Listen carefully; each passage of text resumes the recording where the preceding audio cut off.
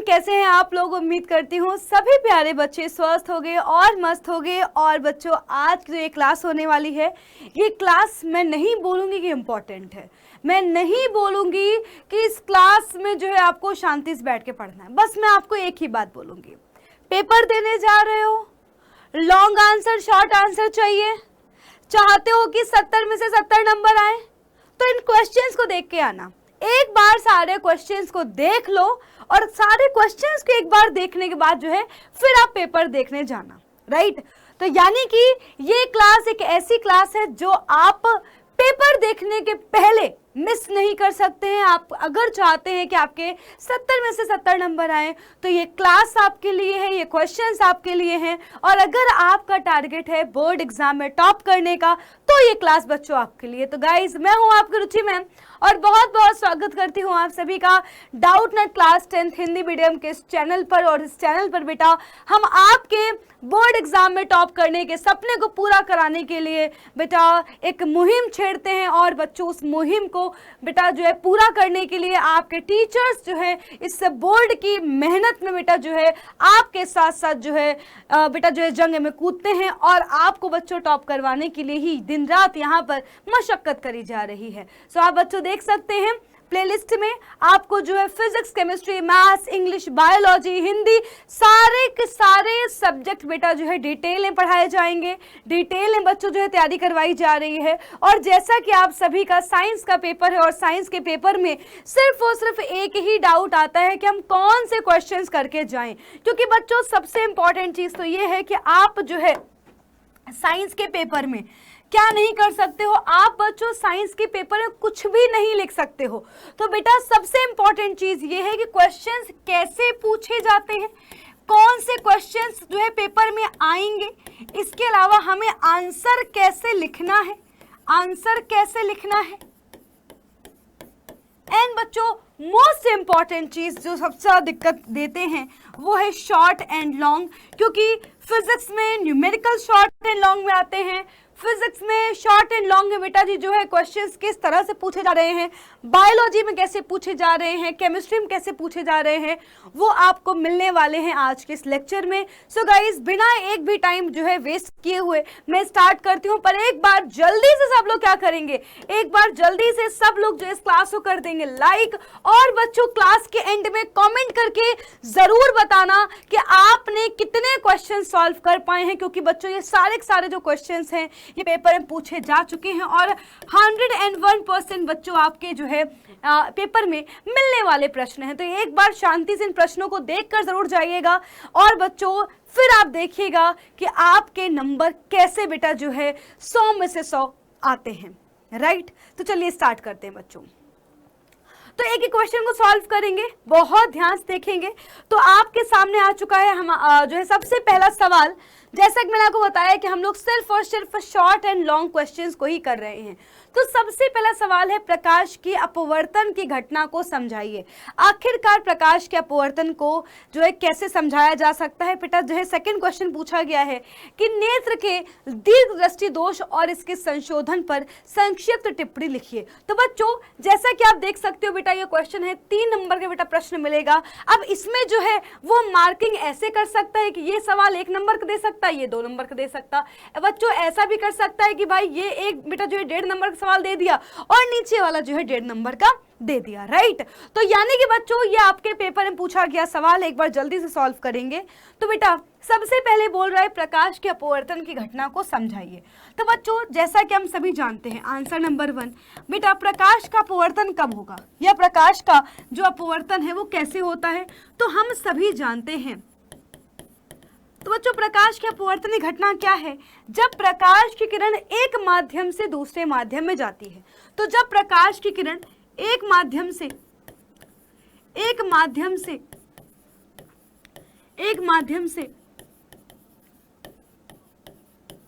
दूसरे माध्यम में जाती है तो अपने मार्ग से विचलित हो जाती है।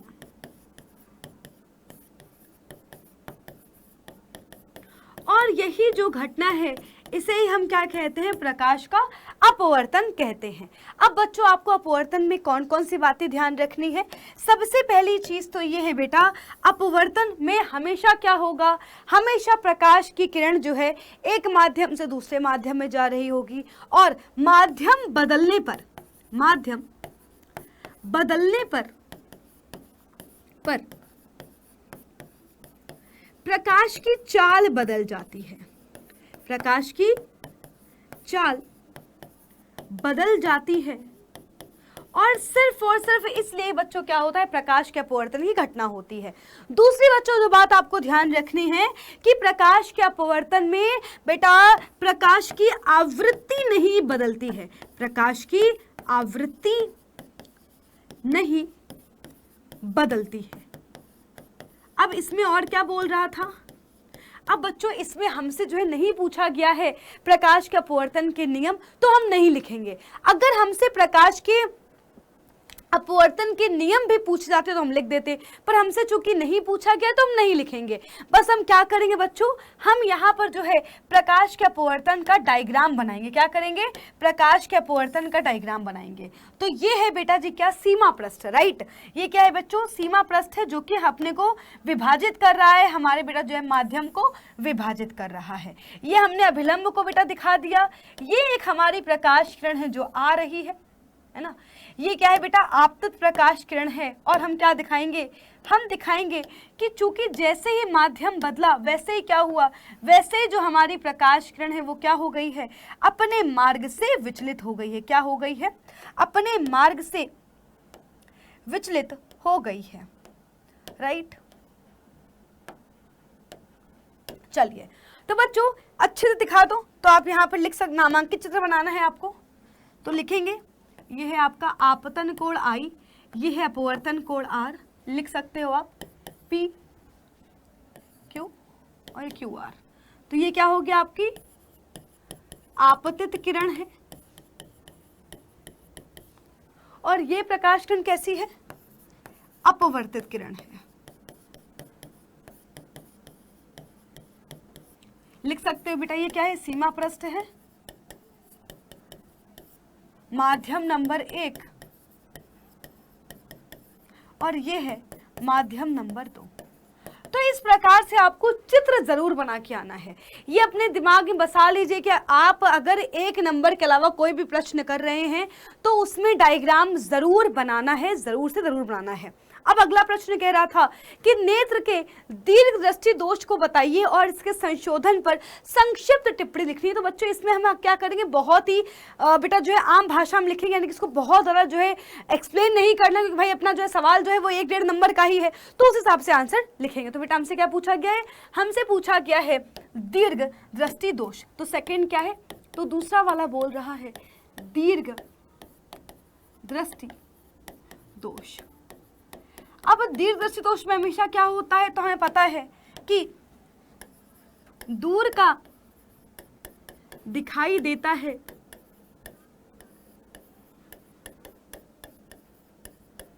लेकिन निकट स्थित वस्तुओं को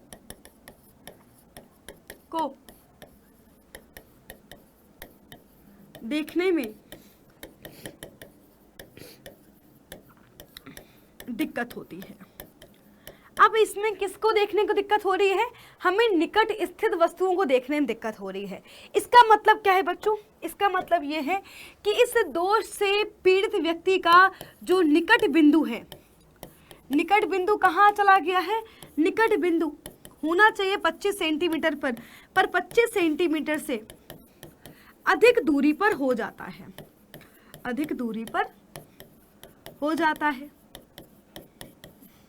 अगला, अब हमसे और क्या बोलेगा, अब बच्चों हमें बताना है, इसका कारण भी बताना है। कारण बता सकते हो आप आराम से, क्योंकि संक्षिप्त लिख रहे हैं ना, तो संक्षिप्त में ही आंसर कर दीजिए। तो बच्चों कारण क्या होता है, तो बेटा हम कहेंगे सबसे पहली चीज, हमें जब निकट का देखना होता है तो नेत्र बेटा जो नेत्र लेंस है उसकी फोकस दूरी क्या होनी चाहिए, पास का देखने के लिए फोकस दूरी कम होनी चाहिए। आपको दिखाई नहीं दे रहा है, इसका मतलब क्या है, इसका मतलब कि फोकस दूरी अधिक होगी। तुम लिखेंगे कि क्या हो जाता है, फोकस दूरी का अधिक होना, फोकस दूरी अधिक हो जाती है।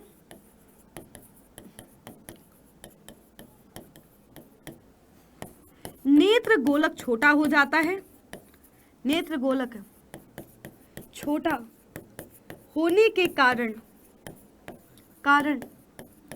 प्रतिबिंब रेटिना के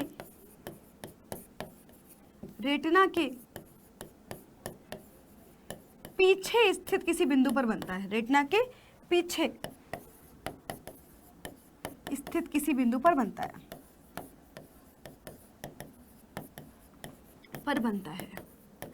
अब हमसे इसके संशोधन का भी कारण पूछा गया है। तो संशोधन के लिए हमें क्या करना होता है, तो संशोधन के लिए क्या करेंगे, उत्तल लेंस से बने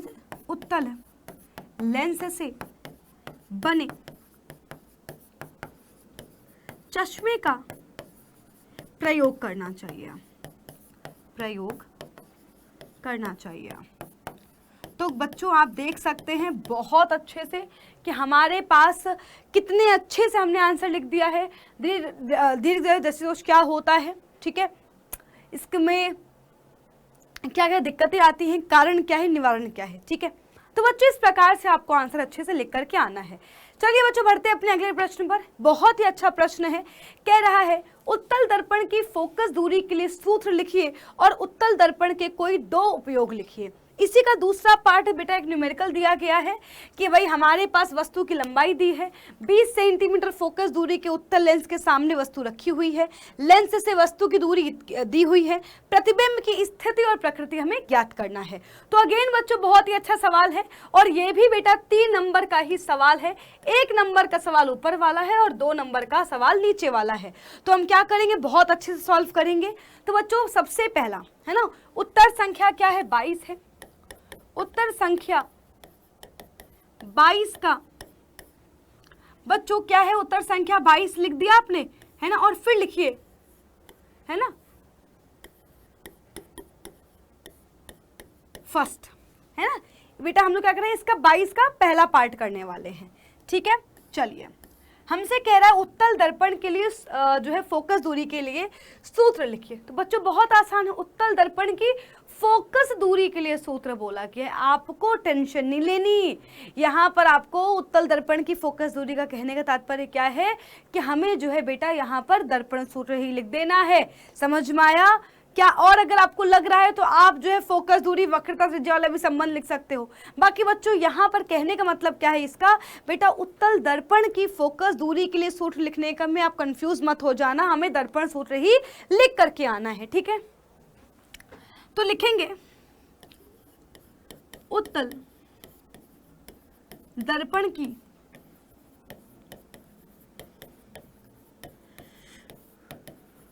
फोकस दूरी के लिए सूत्र। तो सूत्र हमारे पास क्या हो जाएगा, 1/f = 1/v + 1/u। और इस प्रकार से आप क्या करेंगे, इस प्रकार से इसको आप डिब्बे में बंद कर देंगे, है ना। बहुत ही जरूरी है ये बात, है ना। और अच्छा, और क्या लिखेंगे, और लिखेंगे जहां f दर्पण की फोकस दूरी है, फोकस दूरी,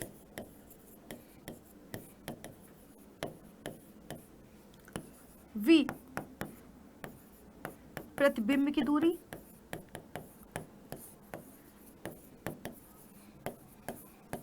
और u क्या है, दर्पण से वस्तु की दूरी।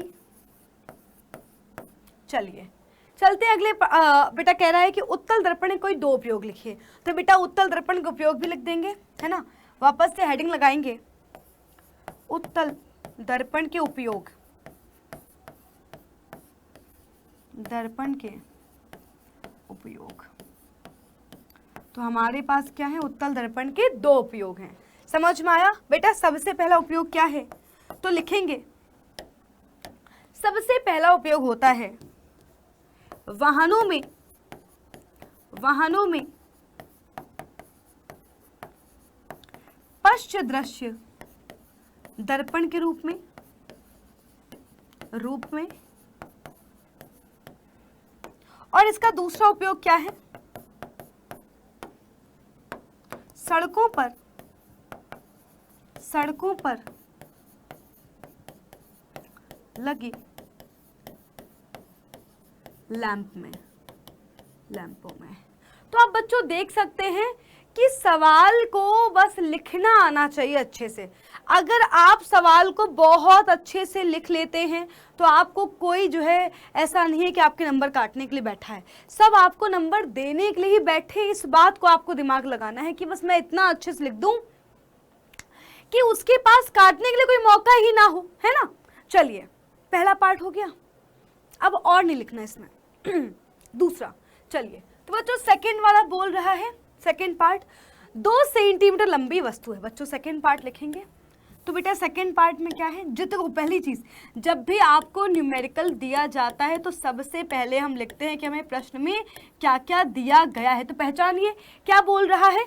2 सेंटीमीटर लंबी वस्तु है। और अगर आप ये करने में सफल हो गए तो आप मान लीजिए कि आपने आधे से ज्यादा सवाल तभी के तभी खत्म कर लिया। तो लिखेंगे वस्तु की लंबाई कितनी दी है? 2 सेंटीमीटर दी हुई है। और क्या दिया हुआ है? 20 सेंटीमीटर फोकस दूरी का उत्तल लेंस है। बच्चों पहली चीज ध्यान रखना, हमें क्या दिया है? लेंस दिया गया है।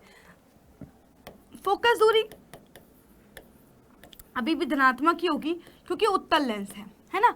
अगला क्या बोल रहा है? लेंस के सम्मुख मुख्य अक्ष के लंबवत रखी है। लेंस से वस्तु की दूरी कितनी है? 30 सेंटीमीटर है। यानी बच्चों जो ये 30 सेंटीमीटर है ये क्या है? ये हमें वस्तु की दूरी दी हुई है। और वस्तु की दूरी हम हमेशा कैसे लेते हैं? ऋणात्मक लेते हैं। कैसे लेते हैं? ऋणात्मक लेते हैं। अब हमारा काम क्या है? हमसे पूछ रहा है वस्तु की स्थिति क्या है, प्रतिबिंब की प्रकृति बताइए। यानी बच्चों हमें क्या निकालना है? v का मान निकालना है। सबसे पहले हम क्या करेंगे? हम लगाएंगे लेंस सूत्र। तो लिखेंगे लेंस सूत्र से। तो सबसे पहले आपको यहां पर अच्छे से लिखना है लेंस सूत्र। 1/f = 1/v माइनस का 1/u। बस सॉल्व कर लो। 1/ फोकस दूरी कितनी है? 20 है। v का मान निकालना है। u का बच्चों मान कितना है? माइनस का 30 है। तो 1/20 बराबर 1/v प्लस 1/30। अब ये 1/30 उधर जाएगा तो किस में हो जाएगा बेटा? ये 1/30 हो जाएगा माइनस का 1/30 बराबर हो गया 1/v। अच्छे से सॉल्व करेंगे, अच्छे सॉल्व करिए बच्चों। तो इसका एलसीएम कितना आ जाएगा? एलसीएम आ जाएगा 60। तो 20 तिहाई 60, 30 दूनी 60 बराबर 1/v। तो बच्चों यहाँ से आ जाएगा 1/60 बराबर 1/v। तो बच्चों v का मान कितना आ गया? प्लस का 60 सेंटीमीटर आ गया। बच्चों धनात्मक चिन्ह क्या बता रहा है? सबसे पहली चीज धनात्मक चिन्ह यह बता रहा है कि जो प्रतिबिंब बन रहा है वह कहाँ बन रहा है? वह जो है लेंस के दूसरी ओर यानी कि लेंस के जो है दाईं ओर बन रहा है। तो लिखेंगे लेंस के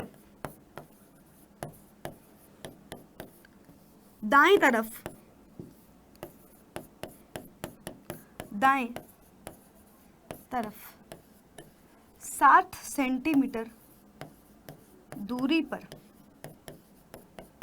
प्रतिबिंब बनता है। अब बच्चों नेक्स्ट क्या बोल रहा है? नेक्स्ट बोल रहा है प्रतिबिंब की स्थिति तो निकाल ली है, प्रकृति भी हमें जो है ज्ञात करनी है। तो यानी कि बच्चों प्रतिबिंब की प्रकृति क्या है? तो प्रतिबिंब की प्रकृति के लिए हम क्या करेंगे? प्रतिबिंब की प्रकृति के लिए हम यहाँ पर इस्तेमाल करने वाले हैं आवर्धन सूत्र का। बहुत ध्यान से बच्चों सुनिएगा, हम क्या करेंगे? यहाँ पर आवर्धन सूत्र का इस्तेमाल करेंगे। तो लिखेंगे प्रतिबिंब की प्रकृति के लिए, बस इतना लिखो, प्रतिबिंब की प्रकृति के लिए। फिर लिखेंगे आवर्धन सूत्र से। अब अब बच्चों आवर्धन फॉर्मूला क्या होता है, यहाँ पर देखिएगा, बहुत ज्यादा ध्यान देखिएगा, ऑलमोस्ट बच्चे गलत करके आएंगे, मतलब कि बहुत ही कम बच्चा है, जो एक आध बच्चा है वो जो सही करके आए। बहुत ध्यान देखिएगा कैसे करना है। यहाँ पर हम लगाएंगे पहली चीज तो m बराबर v बटा u, क्योंकि लेंस के लिए क्या है v बटा u होगा, अगर दर्पण होता तो माइनस का v बटा u होता। इसके बाद हम क्या करेंगे, यहाँ पर हम लिखेंगे v बटा u बराबर क्या लिखोगे बेटा, रेखीय आवर्धन का एक और सूत्र होता है क्या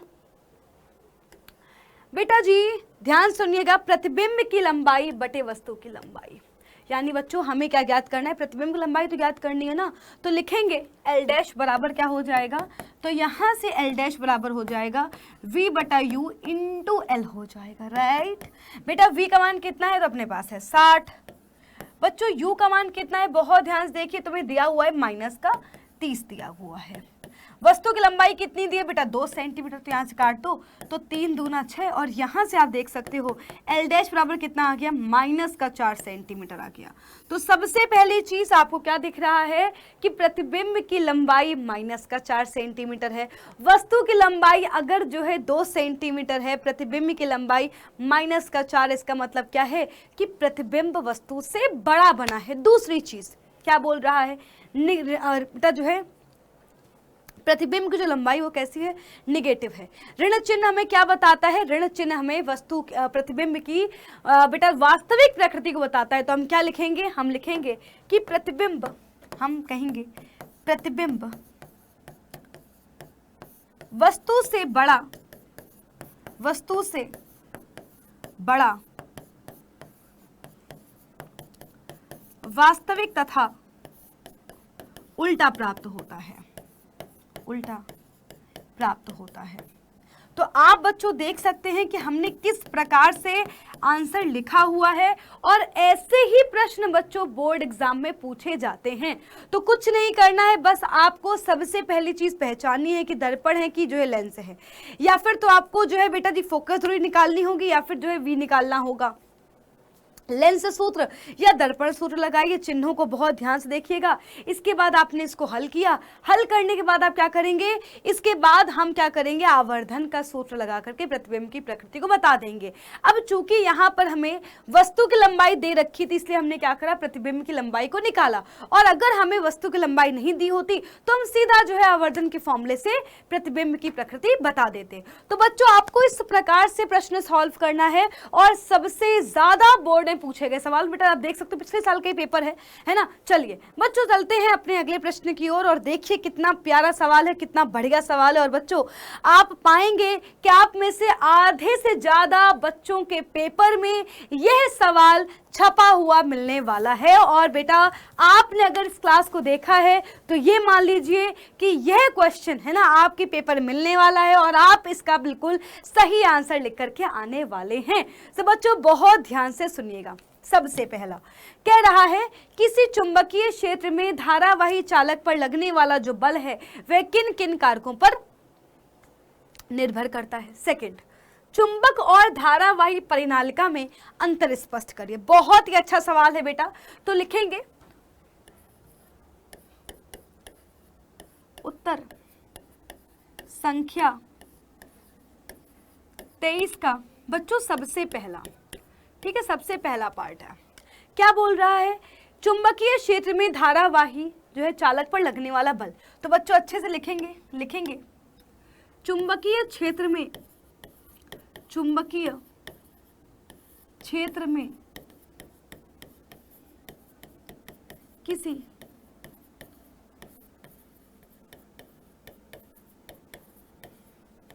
धारावाही चालक पर लगने वाला बल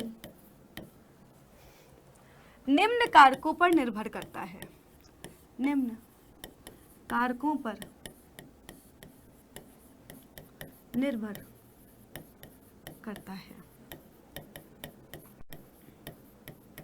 जिसमें हमारे पास सबसे पहला क्या है, सबसे पहला है चालक की लंबाई, चालक की लंबाई। ऐसे ही आपको अच्छे से एक्सप्लेन करना है, ठीक है, चालक की लंबाई। तो बच्चों बल क्या होता है बेटा, लगने वाला बल चालक की लंबाई के अनुक्रमानुपाती होता है। दूसरा, चालक में प्रवाहित धारा, चालक में प्रवाहित धारा, लगने वाला बल क्या होता है, बहने वाली जो धारा है उसके भी अनुक्रमानुपाती होता है। तीसरा, चुंबकीय क्षेत्र, चुंबकीय क्षेत्र। तो क्या लिखेंगे बच्चों, जो लगने वाला बल है वह क्या है, वह जो है चुंबकीय क्षेत्र के भी अनुक्रमानुपाती होता है। चुंबकीय क्षेत्र जितना ज्यादा, लगने वाला बेटा जो बल है उसका मान भी उतना ही ज्यादा हो जाएगा। आगे लिखेंगे बच्चों फोर्थ पॉइंटर, चौथा पॉइंटर,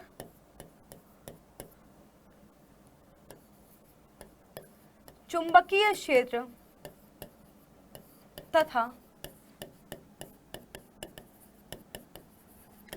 धारा के बीच कोण। यानी कि बच्चों जो लगने वाला बल है बेटा वो भी क्या है बेटा, थीटा पर भी निर्भर कर रहा है। तो बच्चों क्या लिखेंगे, है ना,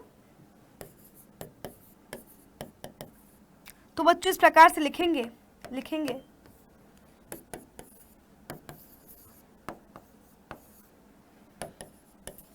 समीकरण 1, 2, 3 व 4 से। तो आप क्या लिखेंगे इस प्रकार बच्चों, बल कितना आ जाएगा, तो लिखेंगे बेटा F क्या होगा, अनुक्रमानुपाती होगा IBL साइन थीटा। और इस प्रकार से बच्चों हमारे पास सूत्र क्या आ जाएगा, F बराबर IBL साइन थीटा। आपको और कुछ नहीं लिखना बेटा, इसके स्पेशल केस आपको नहीं लिखने हैं, बस हम इतना लिख के आ जाएंगे कि भाई जो लगने वाला बल है वो क्या कर रहा है, चालक की लंबाई के अनुक्रमानुपाती है ना, चालक में बहने वाली धारा पर निर्भर कर रहा है, चुंबकीय क्षेत्र पर निर्भर कर रहा है, साइन थीटा पर निर्भर कर रहा है। इस प्रकार से क्या बन जा रहा है, F बराबर IBL साइन थीटा। तो बच्चों आई होप आपको समझ में आ गया होगा, कितने बढ़िया से हमने एक्सप्लेन किया हुआ है, सब कुछ एक्सप्लेन कर दिया है ना इतना। और ऐसे ही आपको एक एक बेटा पॉइंटर लिख करके आना, और आप पाओगे कि अगर आपने इस प्रकार से लिखा हुआ है तो बच्चों एग्जाम में आपको फुल में से फुल मार्क्स देगा। मतलब आप ये मान लीजिए कि आपके एक भी नंबर के कटने की गुंजाइश नहीं है, बस आपको इस प्रकार से ही अच्छे से एक्सप्लेन करना है, साफ साफ। चलिए अगला, चुंबक और धारावाही परिनालिका में अंतर स्पष्ट करिए। तो बच्चों सबसे पहले बहुत ध्यान से देखिएगा, यहां पर बेटा हम क्या करने वाले हैं, इसका सेकेंड पार्ट करने वाले हैं, ठीक है। चुंबक और धारावाही परिनालिका के मध्य अंतर स्पष्ट करने वाले हैं। तो सबसे पहली चीज तो बच्चों हम क्या करेंगे, हम यहाँ पर जो है जब चुंबक और धारावाही परिनालिका के मध्य अंतर लिखेंगे तो इसको हम लोग क्या कर लेंगे, अलग अलग जो है लिखेंगे, ठीक है। तो एक तरफ लिखेंगे चुंबक और एक तरफ लिखेंगे धारावाही परिनालिका।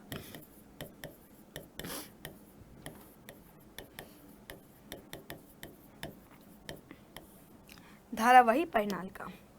अब बच्चों देखिएगा कैसे इसमें अंतर स्पष्ट किया है मैंने।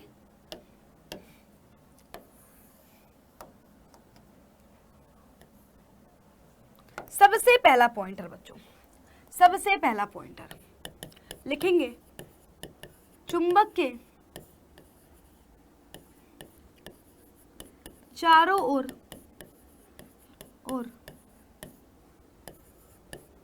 उत्पन्न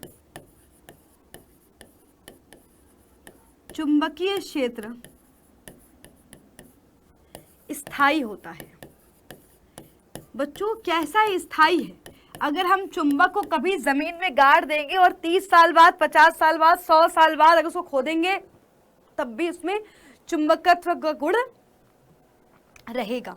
लिखेंगे धारावाही परिनालिका में, धारावाही परिनालिका का, इसको ना चुंबकीय क्षेत्र का चुंबकत्व भी लिख सकते हो कि चुंबक का जो चुंबकत्व वो स्थायी होता है, कोई मतलब कोई दिक्कत नहीं, ऐसे लिख सकते हो। धारावाही परिनालिका का चुंबकत्व स्थायी नहीं होता है, नहीं होता है जब तक इसमें धारा प्रवाहित होती रहती है, प्रवाहित होती है, तब तक ही इसके चारों ओर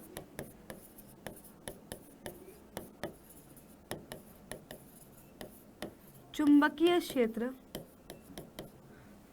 होता है। तो ये हो गया आपका सबसे पहला पॉइंटर। अब बच्चों आ जाते हैं इसका दूसरा अंतर लिखेंगे। तो बच्चों लिखेंगे दूसरा अंतर क्या है बेटा, इसका दूसरा अंतर ये है कि चुंबक के लिखो चुंबकीय इसके चुंबकीय क्षेत्र को परिवर्तित नहीं किया जा सकता, नहीं किया जा सकता। पर हम क्या कर सकते हैं, धारावाही परिनालिका का जो चुंबकीय क्षेत्र है उसको बेटा जी आप कर सकते हो, है ना, उसको आराम से आप जो है चेंज कर सकते हो, है ना, बढ़ा सकते हो, घटा सकते हो, है ना। तो लिखेंगे धारा का मान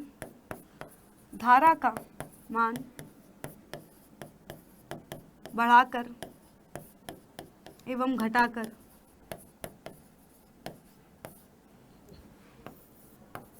अथवा फेरों की संख्या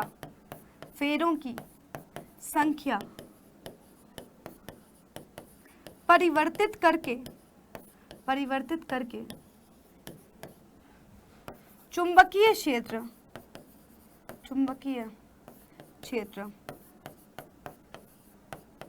बदल सकते हैं।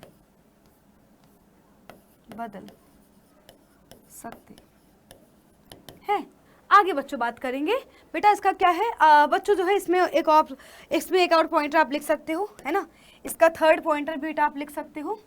तो बच्चों थर्ड पॉइंटर क्या है बेटा, तो आप चाहो तो बच्चों थर्ड पॉइंटर भी लिख सकते हो इसमें, ठीक है।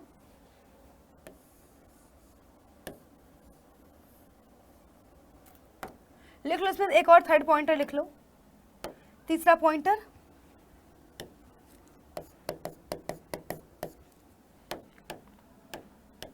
लिख सकते हो कि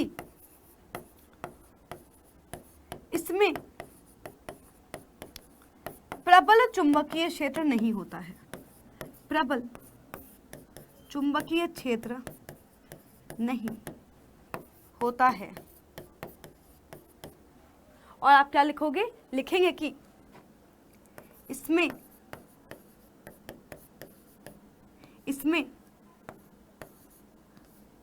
ऐसे लिखो, धारावाही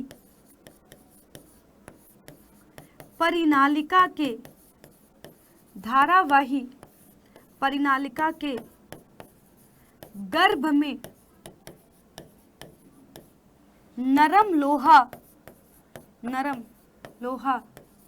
रखने पर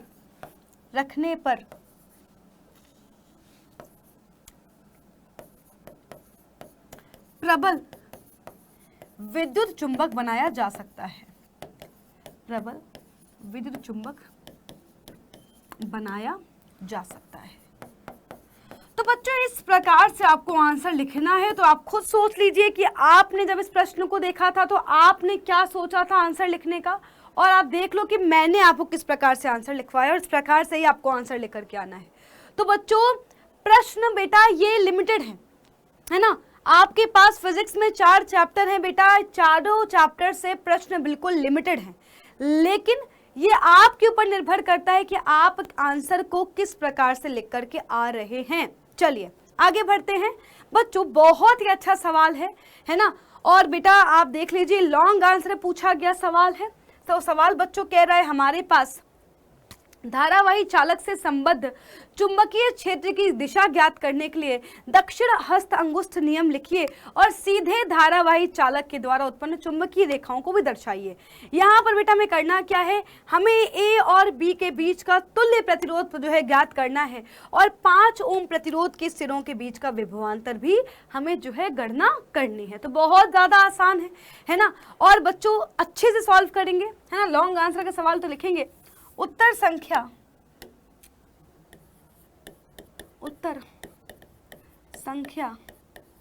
24 का पहला पार्ट। तो बच्चों क्या है हमारे पास सीधा धारावाही चालक तार है। तो सबसे पहले लिखेंगे सीधे धारावाही चालक तार के चारों ओर उत्पन्न चुंबकीय क्षेत्र। तो हम क्या करेंगे, सबसे पहले हम इसका डायग्राम बनाएंगे। तो जैसा कि हम जानते हैं कि अगर हमारे पास क्या है, सीधा धारावाही चालक तार है, मान लो कोई हमारे पास क्या है, एक सीधा धारावाही चालक तार है ना, सीधा बच्चों क्या है, धारावाही चालक तार है और इसमें इस प्रकार से धारा बह रही है। ठीक है, इस प्रकार से इसमें धारा बह रही है। तो बच्चों इसके चारों ओर बेटा उत्पन्न जो चुंबकीय रेखाएं वो कैसी होंगी, तो बेटा इसके चारों ओर जो उत्पन्न चुंबकीय रेखाएं हैं वह कैसी होती हैं, संकेंद्रीय वृत्त के रूप में होती हैं। बेटा कैसी होती हैं, संकेंद्रीय वृत्त के रूप में होती है। तो अच्छे से इसको लिखेंगे, यहीं पर लिखो साइड में ही कि चालक तार के चारों ओर संकेंद्री वृत्तों के रूप में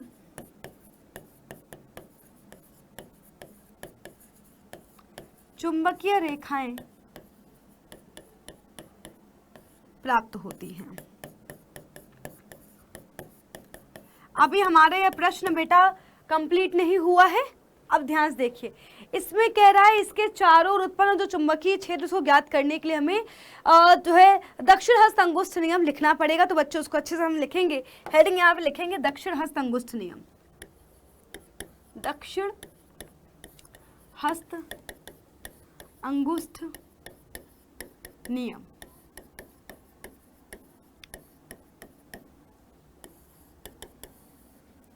अब दक्षिण हस्त अंगुष्ठ नियम बनाने के लिए आपको यहाँ पर डायग्राम बनाने की कोई जरूरत नहीं है। अगर आपको लग रहा है कि नहीं आपको यहाँ पर अंगूठा बनाना पड़ेगा, है ना, या उंगलियां बनाना पड़ेगा, तो इट्स नॉट कंपल्सरी, है ना। पर आप जो अगर आपको लग रहा है कि भाई नहीं मतलब कि मैम मुझे तो बनाना है, तो बच्चों आप आराम से बना सकते हो। फिर बेटा आपको जो है कोई दिक्कत वाली बात नहीं, आप आराम से बना दीजिए, कोई दिक्कत नहीं है।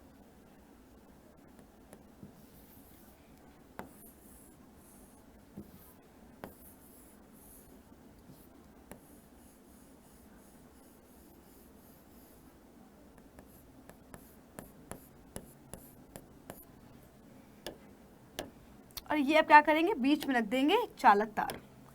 ये हम क्या करेंगे, बीच में चालक तार रख देंगे।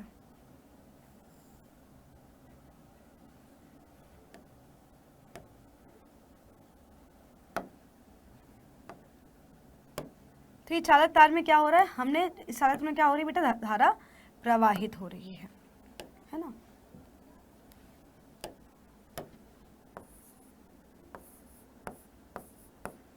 ठीक है।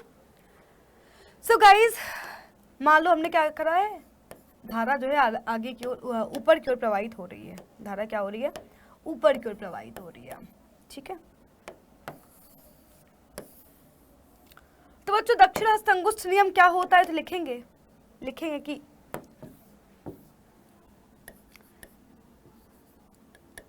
मैक्सवेल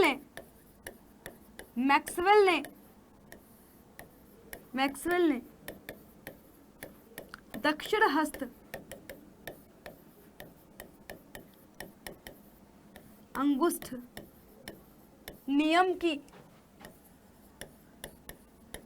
परिकल्पना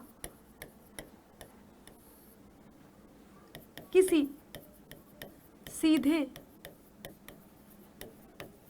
धारावाही चालक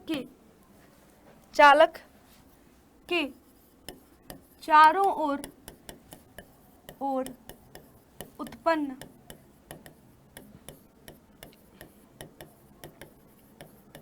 चुंबकीय क्षेत्र की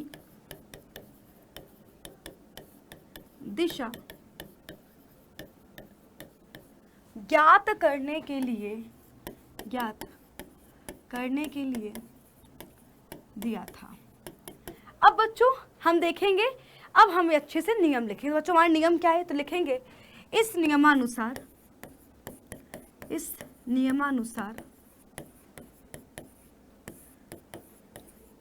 किसी धारावाही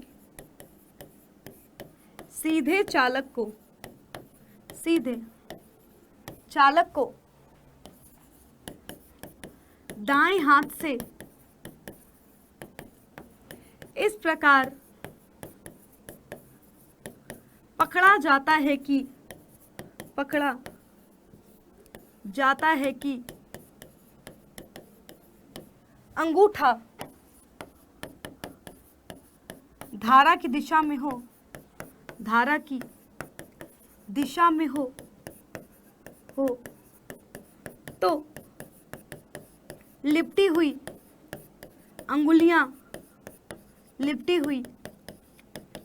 अंगुलियों की दिशा चुंबकीय क्षेत्र की दिशा में होगी। बस सिंपल, ये हो गया हमारे पास, राइट।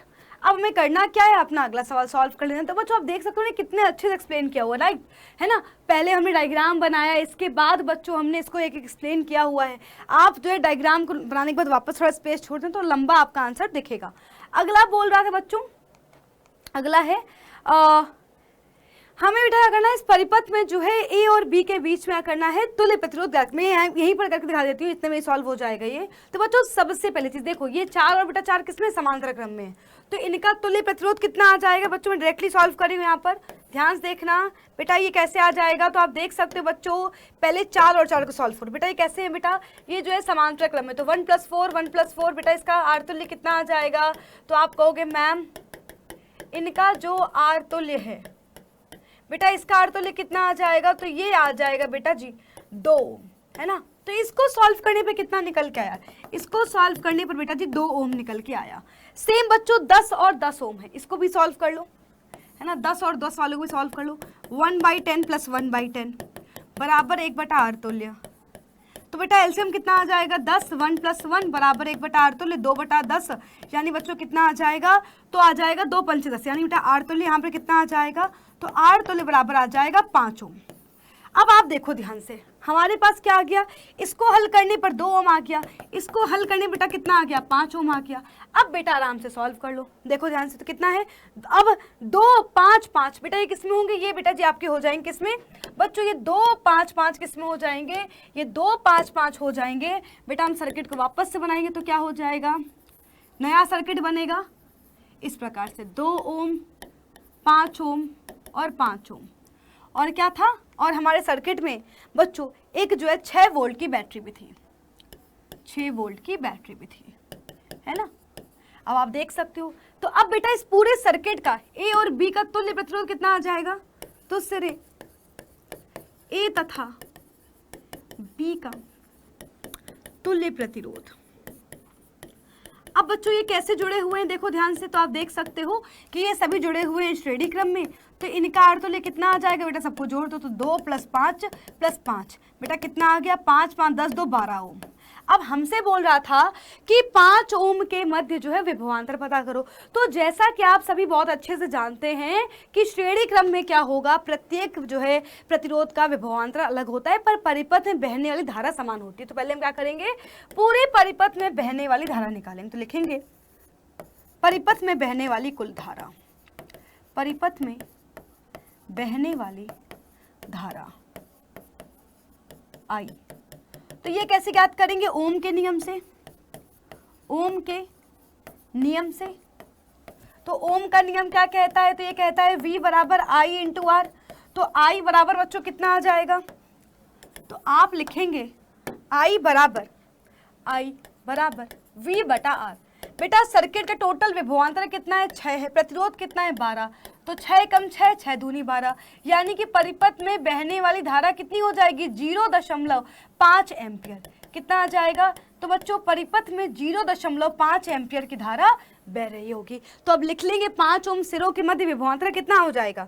तो लिखेंगे 5 ओम सिरों के बीच विभवांतर। अगेन बच्चों, तो बेटा क्या हो जाएगा? ओम के नियम से V बराबर I इंटू आर। तो बेटा I का मान तो 0.5 है, R कितना है? 5 है। तो कितना हो गया? 25, यानी कि हम क्या लिखेंगे? 2.5 वोल्ट। तो यानी कि हमारे पास जो 5 ओम सिरे का जो 5 ओम सिरा है ना, 5 ओम प्रतिरोध के सिरों का विभवांतर कितना हो जाएगा? तो बच्चे यह हो जाएगा आपके पास 2.5 वोल्ट। तो इस प्रकार से बच्चों हमने क्या किया? हमने पूरा जो है न्यूमेरिकल सॉल्व कर लिया है। तो बेटा आपके लॉन्ग आंसर में इस प्रकार के ही न्यूमेरिकल मिलने वाले हैं और यही पैटर्न है। तो यानी कि आपको परेशान नहीं होना है, यानी कि हमें जो आंसर मिल रहे हैं वो बेटा जी कोई ऐसा नहीं कि एक ही क्वेश्चन मिल रहा हो। हमें क्या मिल रहा है बेटा? छोटे छोटे 2-3 क्वेश्चन वो दे रहा है। तो यानी कि अपने को बहुत टिपिकल क्वेश्चन को तैयार नहीं करना है, आराम से छोटे छोटे क्वेश्चन तैयार करिए और उसी को मिला करके अपना लॉन्ग आंसर मिलेगा। ठीक है, तो बच्चों आई होप आपको ये जो है क्वेश्चंस अच्छे से तैयार हो गए होंगे। बाकी बच्चों कंटिन्यूअस क्लासेस हो रही हैं, हर एक क्लास को ध्यान से देखिए। और बच्चों अब चलेंगे अपने अगले जो है जो हमारा पार्ट है उसकी ओर। इसी प्रकार से बच्चों जो है केमिस्ट्री और बायो के भी क्वेश्चंस देखेंगे। तो बच्चों सारे प्रश्न तैयार करके जाना, रट करके जाना, और बच्चों ये क्वेश्चंस बेटा आपको मिलने वाले हैं आपके पेपर में। तब तक के लिए बच्चों bye bye, take care, all the very best. Hello everyone, how are you guys? कैसे हो आप सभी? तो स्वागत है आप सभी का मेरे साथ में। तो बच्चों आज हम जो कवर अप कर रहे हैं वो है केमिस्ट्री के सारे इम्पॉर्टेंट दीर्घोत्तरीय प्रश्न। आप लोगों ने पिछली क्लास में ऑलरेडी देख रखा था कि किस प्रकार से हम प्रश्नों के उत्तर कर रहे थे छोटे वाले। अब बारी है बड़े प्रश्नों की। ये प्रश्न सीधा बेटा आपके इस बुक में या फिर आपके पेपर में डायरेक्टली आपको दिखेंगे, लॉन्ग टाइप ऑफ क्वेश्चंस। तो चलिए इनके बारे में हम बात करते हैं। सबसे पहले बात करते हैं हम लोग ये क्वेश्चन को। देखिए क्वेश्चन ऐसा ही पूछा जाएगा, इसी प्रकार के क्वेश्चन आपको दिख सकते हैं आपके पेपर में डायरेक्ट। और अगर ऐसे नहीं आ रहे हैं तो अभी बताऊंगी कैसे प्रश्न पत्र आपको मिल रहे हैं। दीर्घोत्तरीय प्रश्न कहाँ से मिलेगा? यहीं से मिलते हैं। सबसे पहला क्वेश्चन है, निम्नलिखित अभिक्रियाओं में से प्रत्येक के लिए संतुलित रासायनिक समीकरण लिखिए और अभिक्रिया के प्रकार को समझाइए। ऐसा क्वेश्चन बेटा आपके पास में डेफिनेटली आपको दिखेगा ही दिखेगा। क्वेश्चन को देख के डरना नहीं, क्योंकि बहुत सारे बच्चे क्या घबरा जाते हैं कि मैम कर पाएंगे कि नहीं कर पाएंगे, केमिस्ट्री ही नहीं आती तो छोड़ के आ जाएंगे। ऐसा करते हैं मत करिए। पहला काम है प्रश्न को आराम से पढ़ो, पढ़ना ही सबसे पहला काम है। आप पढ़ोगे समझ में आ जाएगा कि प्रश्न में क्या पूछा है। चलिए बच्चों प्रश्न को पढ़ते हैं और हम लोग करेंगे। पेन पेपर लेकर बैठ जाओ।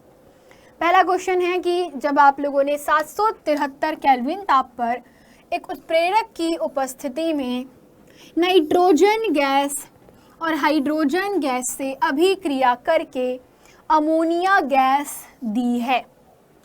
बहुत प्यारा प्रश्न है। तो बच्चों आपके पास में नाइट्रोजन और हाइड्रोजन आपस में अभिक्रिया करते हैं।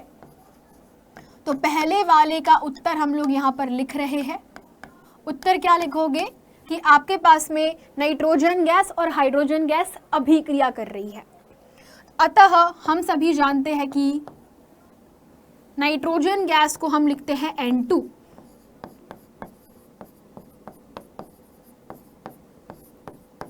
और हाइड्रोजन गैस को हम लिखते हैं H2।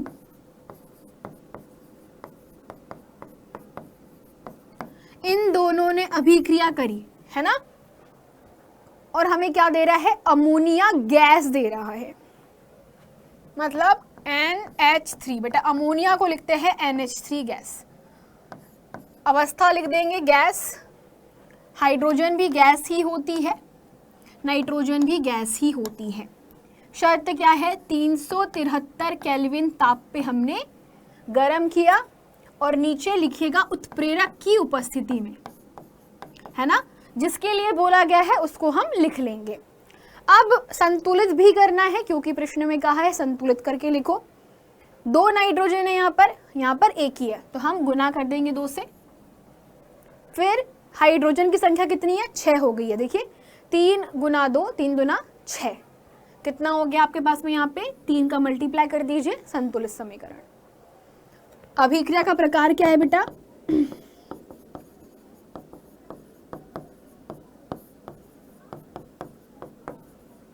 इसे कहा जाएगा संयोजन अभिक्रिया,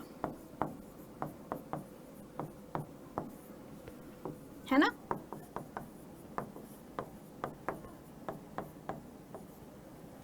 अगले प्रश्न पर जाते हैं। अगला प्रश्न क्या लिख रखा हुआ है, सोडियम हाइड्रोक्साइड विलयन एसिटिक अम्ल से अभिक्रिया करके सोडियम एसिटेट देता है। पढ़ के ही तोते उड़ गए, लेकिन चलिए समझते हैं इसके बारे में।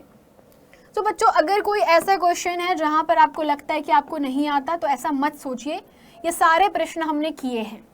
कहाँ किए हैं, अध्याय 4 में, है ना। तो अगर आपके पास में ऐसा प्रश्न आ जाए कि सोडियम हाइड्रोक्साइड क्या होता है, तो बच्चों हम भी जानते हैं सोडियम हाइड्रोक्साइड मतलब कि NaOH। सोडियम हाइड्रोक्साइड क्या होता है, ये होता है NaOH। तो बी का उत्तर क्या होगा,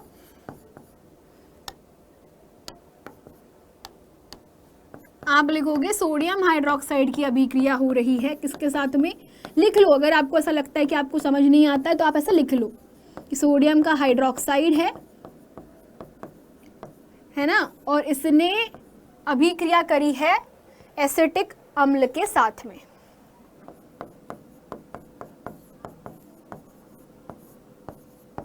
दोनों ने अभिक्रिया करी, हमें क्या दे दिया, सोडियम एसिटेट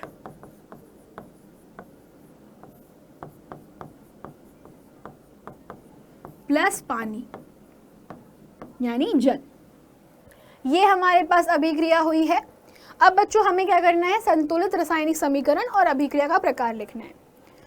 तो बच्चों मुझे बताइए, क्या सोडियम हाइड्रोक्साइड का सूत्र NaOH होता है क्या। NaOH ने एसिटिक अम्ल को हम लिखते हैं CH3COOH, ये एसिटिक अम्ल का सूत्र है। सोडियम का हाइड्रोक्साइड NaOH CH3COOH, है ना, एसिटिक अम्ल अभिक्रिया कर रहा है, आपको क्या देगा, सोडियम एसिटेट। सोडियम एसिटेट क्या होता है बेटा, सब लोग ध्यान से देखिएगा।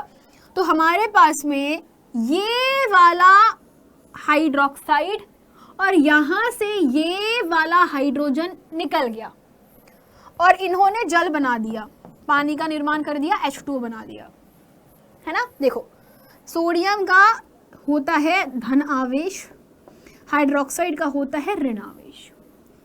यहाँ पे CH3COO होता है बेटा ऋणात्मक, हाइड्रोजन होता है धनात्मक। तो ये वाले ने इसके साथ में क्या करा है, जोड़ी बना के निकाल लिया है पानी, और अब ये वाला जो है यौगिक वो इसके साथ में जुड़ेगा। तो जहाँ पे पहले हाइड्रोजन था वहाँ पे सोडियम को लगा दो, तो क्या बन जाएगा, CH3COO Na, इसे कहते हैं सोडियम एसिटेट। तो किस प्रकार की अभिक्रिया है ये, तो बेटा ये अभिक्रिया कहलाती है द्विविस्थापन अभिक्रिया, है ना। इसे क्या कहा जाता है, इसे कहा जाता है द्विविस्थापन अभिक्रिया। परंतु आपको पता है द्विविस्थापन के अलावा आप इसे कह सकते हो कि ये बेटा क्या होता है, क्षार होता है। ये क्या आपके पास में अम्ल है, ये जो मिला वो क्या है, लवण है, और ये क्या बेटा पानी, आपके पास में पानी। तो ये कौन सी रिएक्शन होगी, अम्ल और क्षार की आपस में अभिक्रिया, उदासीनीकरण।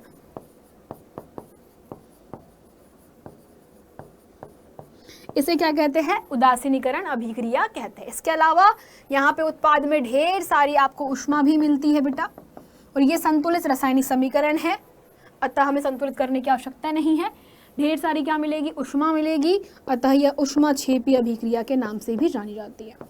तो इसके 3 नाम आप याद रख सकते हो, द्विविस्थापन, उदासीनीकरण, ऊष्माक्षेपी। ठीक है, तीनों ही हो सकता है। ये सबका जलीय विलयन है AQ, ये भी लिख दीजिए AQ।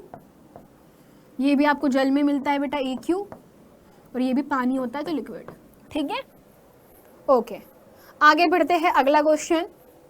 सांद्र सल्फ्यूरिक अम्ल की उपस्थिति में एथेनॉल एथेनोइक अम्ल के साथ गर्म करने पर एथिल एसीटेट देता है।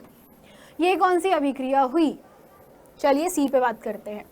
तो सी का उत्तर हम लोग लिखेंगे। तो सी का उत्तर क्या होगा? सांद्र सल्फ्यूरिक अम्ल की उपस्थिति में एथेनॉल और एथेनोइक अम्ल की अभिक्रिया। ये कौन सी अभिक्रिया है बच्चा? तो जब हम बात करते हैं किसकी, एथेनॉल प्लस एथेनोइक अम्ल, इससे हमें क्या मिलता है? हमें मिलता है एस्टर। तो यह अभिक्रिया कौन सी है? एस्टरीकरण। तो एथिल एसीटेट एस्टर को ही कहते हैं। एथेनॉल होता है C2H5OH प्लस, एथेनोइक अम्ल होता है CH3COOH।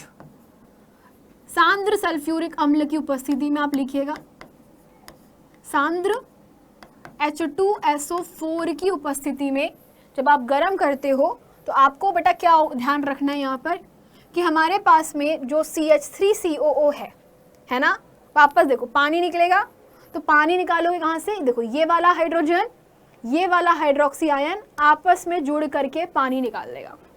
तो पानी निकालो यहाँ से, माइनस कर दो H2O, तो पानी क्या कर दो यहाँ से? पानी निकल जाएगा H2O, है ना, HOH, पानी निकल गया। पानी कैसा होता है? H2O प्लस CH3COO C2H5, इसे कहते हैं एथिल एसीटेट। इसे क्या बोलते हैं? कौन सी अभिक्रिया बेटा? इसका नाम क्या है? एस्टरीकरण अभिक्रिया।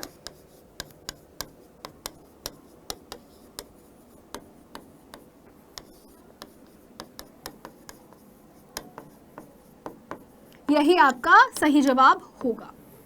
ठीक है, अगला क्वेश्चन है, एथीन और ऑक्सीजन की उपस्थिति में दहन कर रहे हो। देखो एथीन का दहन कर रहे हो, ठीक है, और ढेर सारी ऊष्मा निकल रही है, प्रकाश निकल रहा है। दैट मीन्स हमारे पास में एथीन को हम क्या कर रहे हो? दहन कर रहे हैं। दहन करने का मतलब क्या होता है? दहन करने का मतलब होता है कि हमारे पास में जो भी चीज़ है उसको आप जला रहे हो ऑक्सीजन की उपस्थिति में। तो बेटा हमारे पास में एथीन क्या होता है? अब बात करते हैं तीसरे डी नंबर का। तो एथीन होता है कुछ इस प्रकार से, एथीन होता है ये। तो एथीन को जब ऑक्सीजन की उपस्थिति में जलाया जाता है यानी दहन करते हैं तो आपको CO2 मिलेगा, पानी मिलेगा और ढेर सारी ऊष्मा मिलेगी। इसमें कोई डाउट है बेटा? No doubt. एथीन का सूत्र क्या होता है? C2H4। ये अभिक्रिया करेगा जल के साथ में तो ऑक्सीजन गैस होती है बेटा, तो ये भी गैस है, ये भी गैस है, दोनों गैस होती है। अभिक्रिया करेगी तो अभिक्रिया करके आपको CO2 प्लस पानी देती है उत्पाद में, यही मिलेगा उत्पाद में, कार्बन डाइऑक्साइड और पानी मिलेगा। ढेर सारी आपको क्या मिलेगी? ऊष्मा मिलेगी। ढेर सारी मतलब बहुत सारी है ना, बेसिकली गैस है, और गैस को जब आप गर्म करते हो तो गर्म करने पे आग उगलती है, बस इतना ध्यान रखना। गैस से गर्म करने पर अधिकांश आग उगलती है, CO2 गैस बुझाती है, ये उगलेगी। ठीक है, तो अब आपके पास में क्या होगा? एथीन की बात कर रहे हैं। अब एथीन को जब O2 से रिएक्शन कराया तो बैलेंस करेंगे, 2 कार्बन 1 कार्बन है, वहाँ पे हाइड्रोजन कितनी है? 4 है, यहाँ पे 2 हाइड्रोजन है। तो आप क्या कर सकते हो? अगर मैं बैलेंस करूँ कार्बन को, सो मल्टीप्लाइड बाय 2, अगर मैं 2 से मल्टीप्लाई कर रही हूँ तो कार्बन कितना हो गया? 2 हो गया, 4 हाइड्रोजन 2 ऑक्सीजन, है ना। जबकि वहाँ पर कितनी है हमारे पास में? 2 का मल्टीप्लाई तो नहीं करेंगे बेटा, ठीक है, 2 से मल्टीप्लिकेशन नहीं होगा। लेट्स चेक, हमारे पास में कितनी हाइड्रोजन है यहाँ पर अगर मैं 2 का मल्टीप्लाई कर दूँ तो 2 का मल्टीप्लाई करने पर 4 हाइड्रोजन हो चुका है, 2 का मल्टीप्लिकेशन करने पर 4 हाइड्रोजन, और यहाँ पर अगर मैं 2 का मल्टीप्लाई कर दूँ तो मुझे मिल रहा है 2 कार्बन और कितना हो गया बेटा यहाँ पर? 2 एकम 2, 2 दूनी 4 ऑक्सीजन। तो यहाँ पे 4 ऑक्सीजन है ना, 2 दूना 4, और यहाँ पे 2, तो 4 धन 2, 6 ऑक्सीजन मिल गई हमको।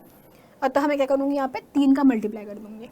Now let's check, 2 carbon 2 carbon, 4 hydrogen 4 hydrogen, oxygen कितनी है, 2 दूना 4 और 2 6, तो 3 का मल्टीप्लाई कर दिया, संतुलित समीकरण। अब अभिक्रिया का प्रकार क्या होगा, तो जब भी मैंने बोला प्रकार, प्रकार का मतलब आपके पास में कौन सी रिएक्शन है। सबसे पहले बेटा इसको हम कहते हैं दहन अभिक्रिया, इसे हम लोग क्या बोलते हैं, दहन अभिक्रिया कहते हैं। लेकिन दहन अभिक्रिया के अलावा ये एक रिडॉक्स रिएक्शन भी है, ये रिडॉक्स अभिक्रिया भी है, और बेटा ये एक ऊष्माक्षेपी अभिक्रिया भी है।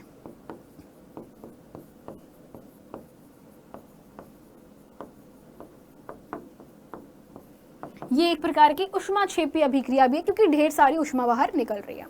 तो ये हो गया आपके पास में क्वेश्चन। अब बच्चों हम लोग बढ़ते हैं अगले वाले प्रश्न की तरफ। अगला क्वेश्चन क्या आपके पास में, समजात श्रेणी किसे कहते हैं। तो बच्चों जब मैंने आपको बोला समजात श्रेणी, तो आपको पहली बात तो ध्यान रखना है 3 चीजें ध्यान रखना है कि इसमें एक ही समूह उपस्थित होता है। एक प्रकार के समूह वाले, एक प्रकार के क्या होते हैं, समूह वाले यौगिक वाले कार्बनिक यौगिक,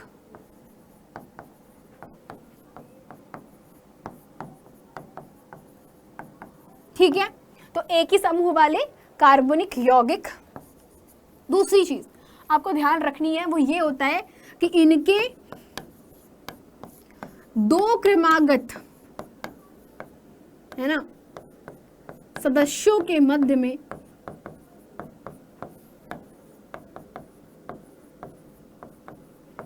एक कार्बन 2 हाइड्रोजन का अंतर होता है।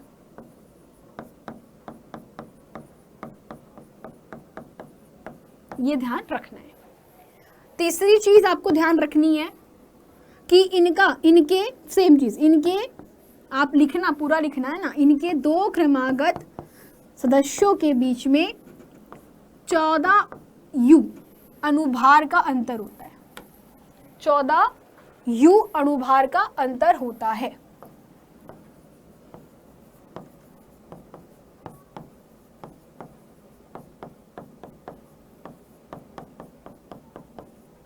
ठीक है, तो 14 U अणुभार का अंतर होता है, तो इसे हम लोग कहते हैं समजात श्रेणी।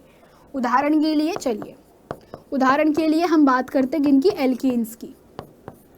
एल्केन कौन है, मेथेन, C2H कितना होता है आपके पास में 6, C3H 8, C4H 10, ये सारे आपके कौन है, एल्केन है। तो आप किन्हीं भी 2 के बीच में देखिए बेटा, घटाइए, यहाँ पर 2 में से 1 गया 1 कार्बन, 6 में से 4 गया 2 हाइड्रोजन, तो 1 कार्बन 2 हाइड्रोजन का अंतर है। अब इनके अनुभार की बात करें, कार्बन का अनुभार कितना होता है 12 और हाइड्रोजन का जगह 2, तो कितना हो गया 14 U का अंतर है। U क्या होती है, इकाई होती है। इसी प्रकार से इन दोनों के मध्य में भी 1 कार्बन 2 हाइड्रोजन का अंतर है। आप घटाइए, 3 में से 2 गया 1, 8 में से 6 गया 2, 4 में से 3 गया 1, 10 में से 8 गया 2, तो इस प्रकार से आप पाओगे सब में 1 कार्बन 2 हाइड्रोजन का अंतर है। इसे हम लोग समजात श्रेणी कहते हैं। आप इसे ऐसा लिख सकते हो, ये आप लोग से समझा सकते हो। अगर आपको लिखना है तो ऐसा लिखो, पर मैं बोलूँगी आपको ऐसा लिखना और बढ़िया सा एग्जाम्पल लिख कर आना, पूरा नंबर मिलेगा, कोई नंबर नहीं काटेगा। अब बच्चों बात करते हैं समावयव क्या होते हैं, एग्जाम्पल के साथ समझाइए। तो अगर आपको बोलो बेटा समावयव क्या होते हैं, समावयव की बात करती हूँ मैं आपको, तो समावयव वे होते हैं जिनके अणुसूत्र समान होते हैं, वे यौगिक जिनके अणुसूत्र समान होते हैं।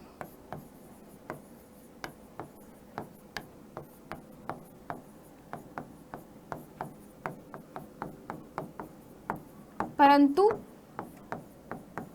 रासायनिक संरचना भिन्न होती है। कैसी होती है बेटा, इनकी जो रासायनिक संरचना होती है, इनकी रासायनिक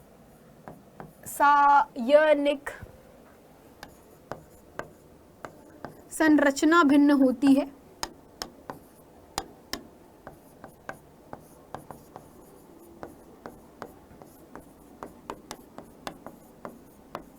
इन्हें हम समावयव कहते हैं।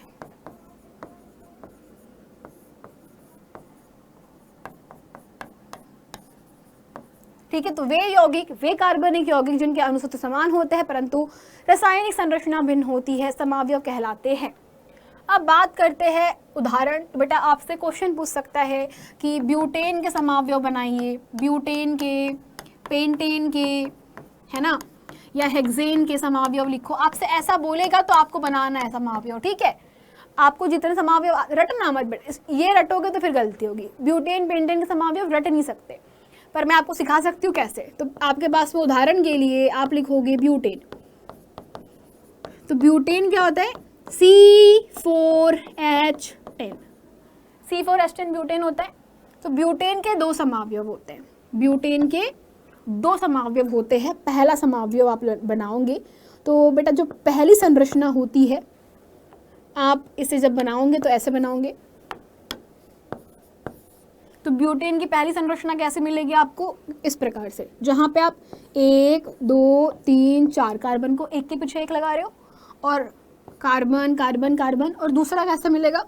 बी, ऐसे मिलेगी। 1 2 3 कार्बन लगाया, एक शाखा निकाल दी, है ना। एक आपने क्या करा? ऐसे शाखा निकाल दी, ऐसे।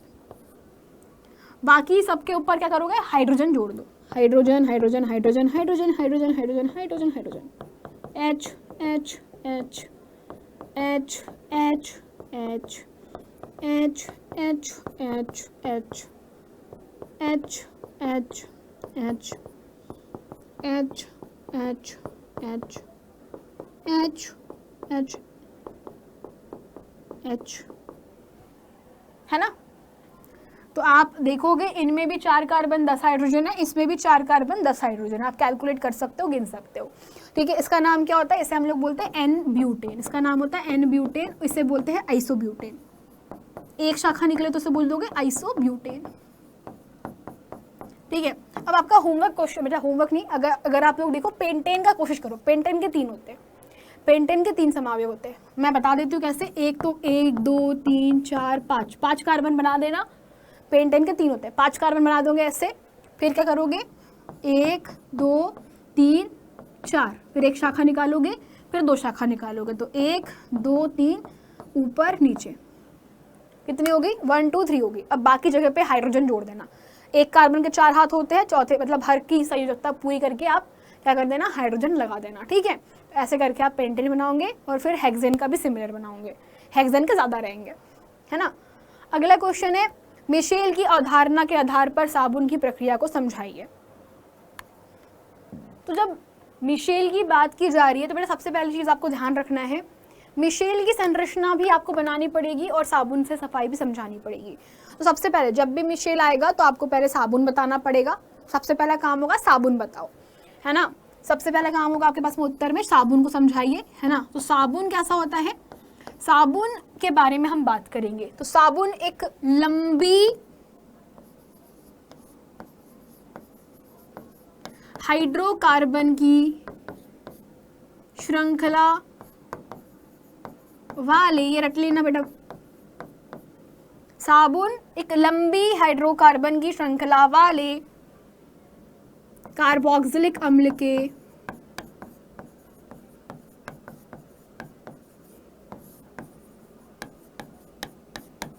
सोडियम या पोटेशियम लवण होते हैं।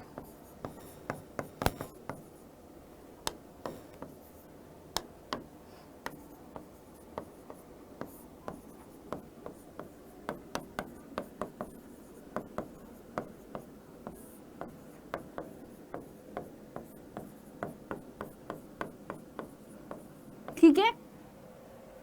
साबुन एक लंबी हाइड्रोकार्बन की श्रृंखला वाले कार्बोक्सिलिक अम्ल के सोडियम या पोटेशियम लवण होते हैं, जिन्हें निम्न प्रकार से दर्शाते हैं, जिन्हें निम्न प्रकार से दर्शाया जाता है।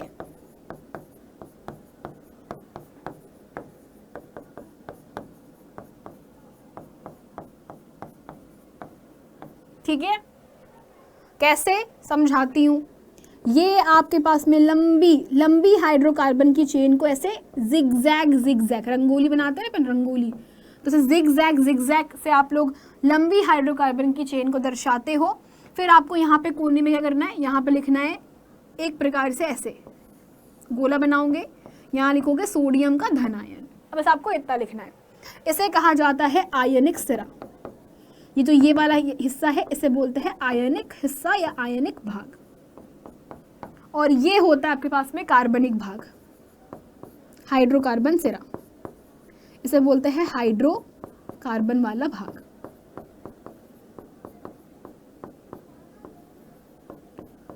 ये होता है जल विरागी, आप लिखोगे जल विरागी। ये कैसा होता है? जल विरागी होता है।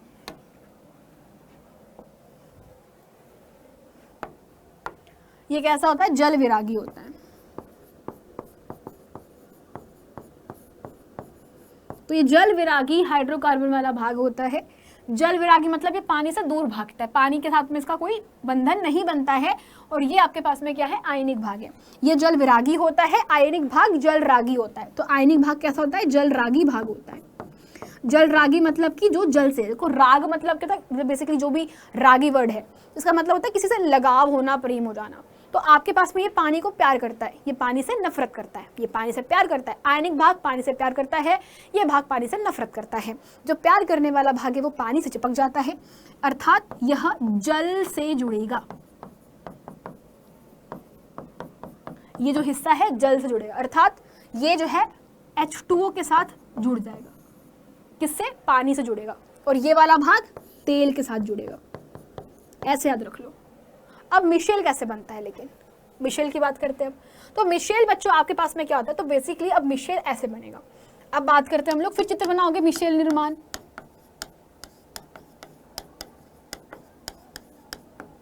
मिशेल निर्माण कैसे होता है? मिशेल निर्माण आपके पास में ऐसे होगा।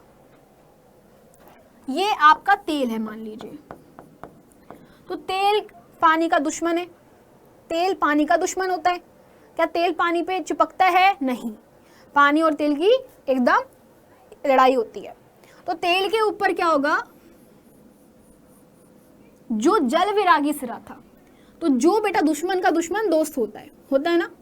तो जल विरागी सिरे जो है साबुन का, अब जब सफाई करते हो, सफाई के दौरान क्या होगा? सफाई के दौरान आप क्या करते हो? साबुन रगड़ते हो पानी के साथ, है ना। साबुन लेते हो कपड़े पे, आप रगड़ते हो। तो रगड़ने पर क्या होगा? साबुन को लगेगा अरे यार मेरे पास में तो बहुत सारे हाइड्रोकार्बन है।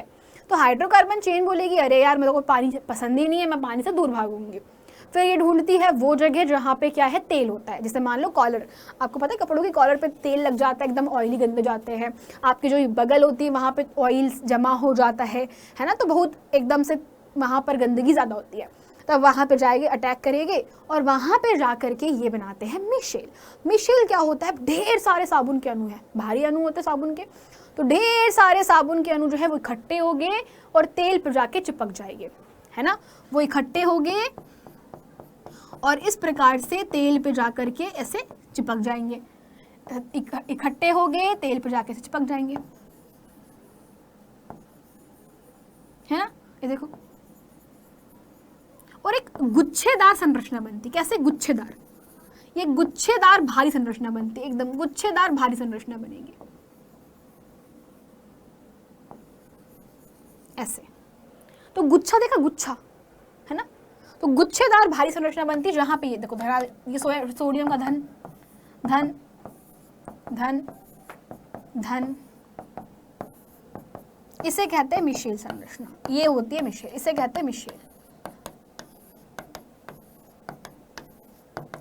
तो इस संरचना को कहते हैं मिशेल, जो कि फुटबॉल, देखो सोचो फुटबॉल होता है, फुटबॉल के बीचों बीच में तेल होगा और वहां पर सारे सारे लच्छेदार संरचना बनेगी। तो ये कहलाती है मिशेल, इसे कहा जाता है मिशेल, मिशेल निर्माण। ठीक है। और ये जो धनायनिक सिरा है ये जल के साथ, जल से जुड़ेगा। ये जल से, पानी के अणु से H2O से जुड़ेगा। देखो H2O से जुड़ेगा, ये सब H2 से जुड़ेगा, है ना, पानी से जुड़ेगा। तो अब क्या होगा कि तेल के साथ में हमारा जो अणु है वो जुड़ा भी नहीं, और ये अणु ने एक बेसिकली बाउंड्री बना दी है ना। ये देखो पूरी एक बाउंड्री बन गई।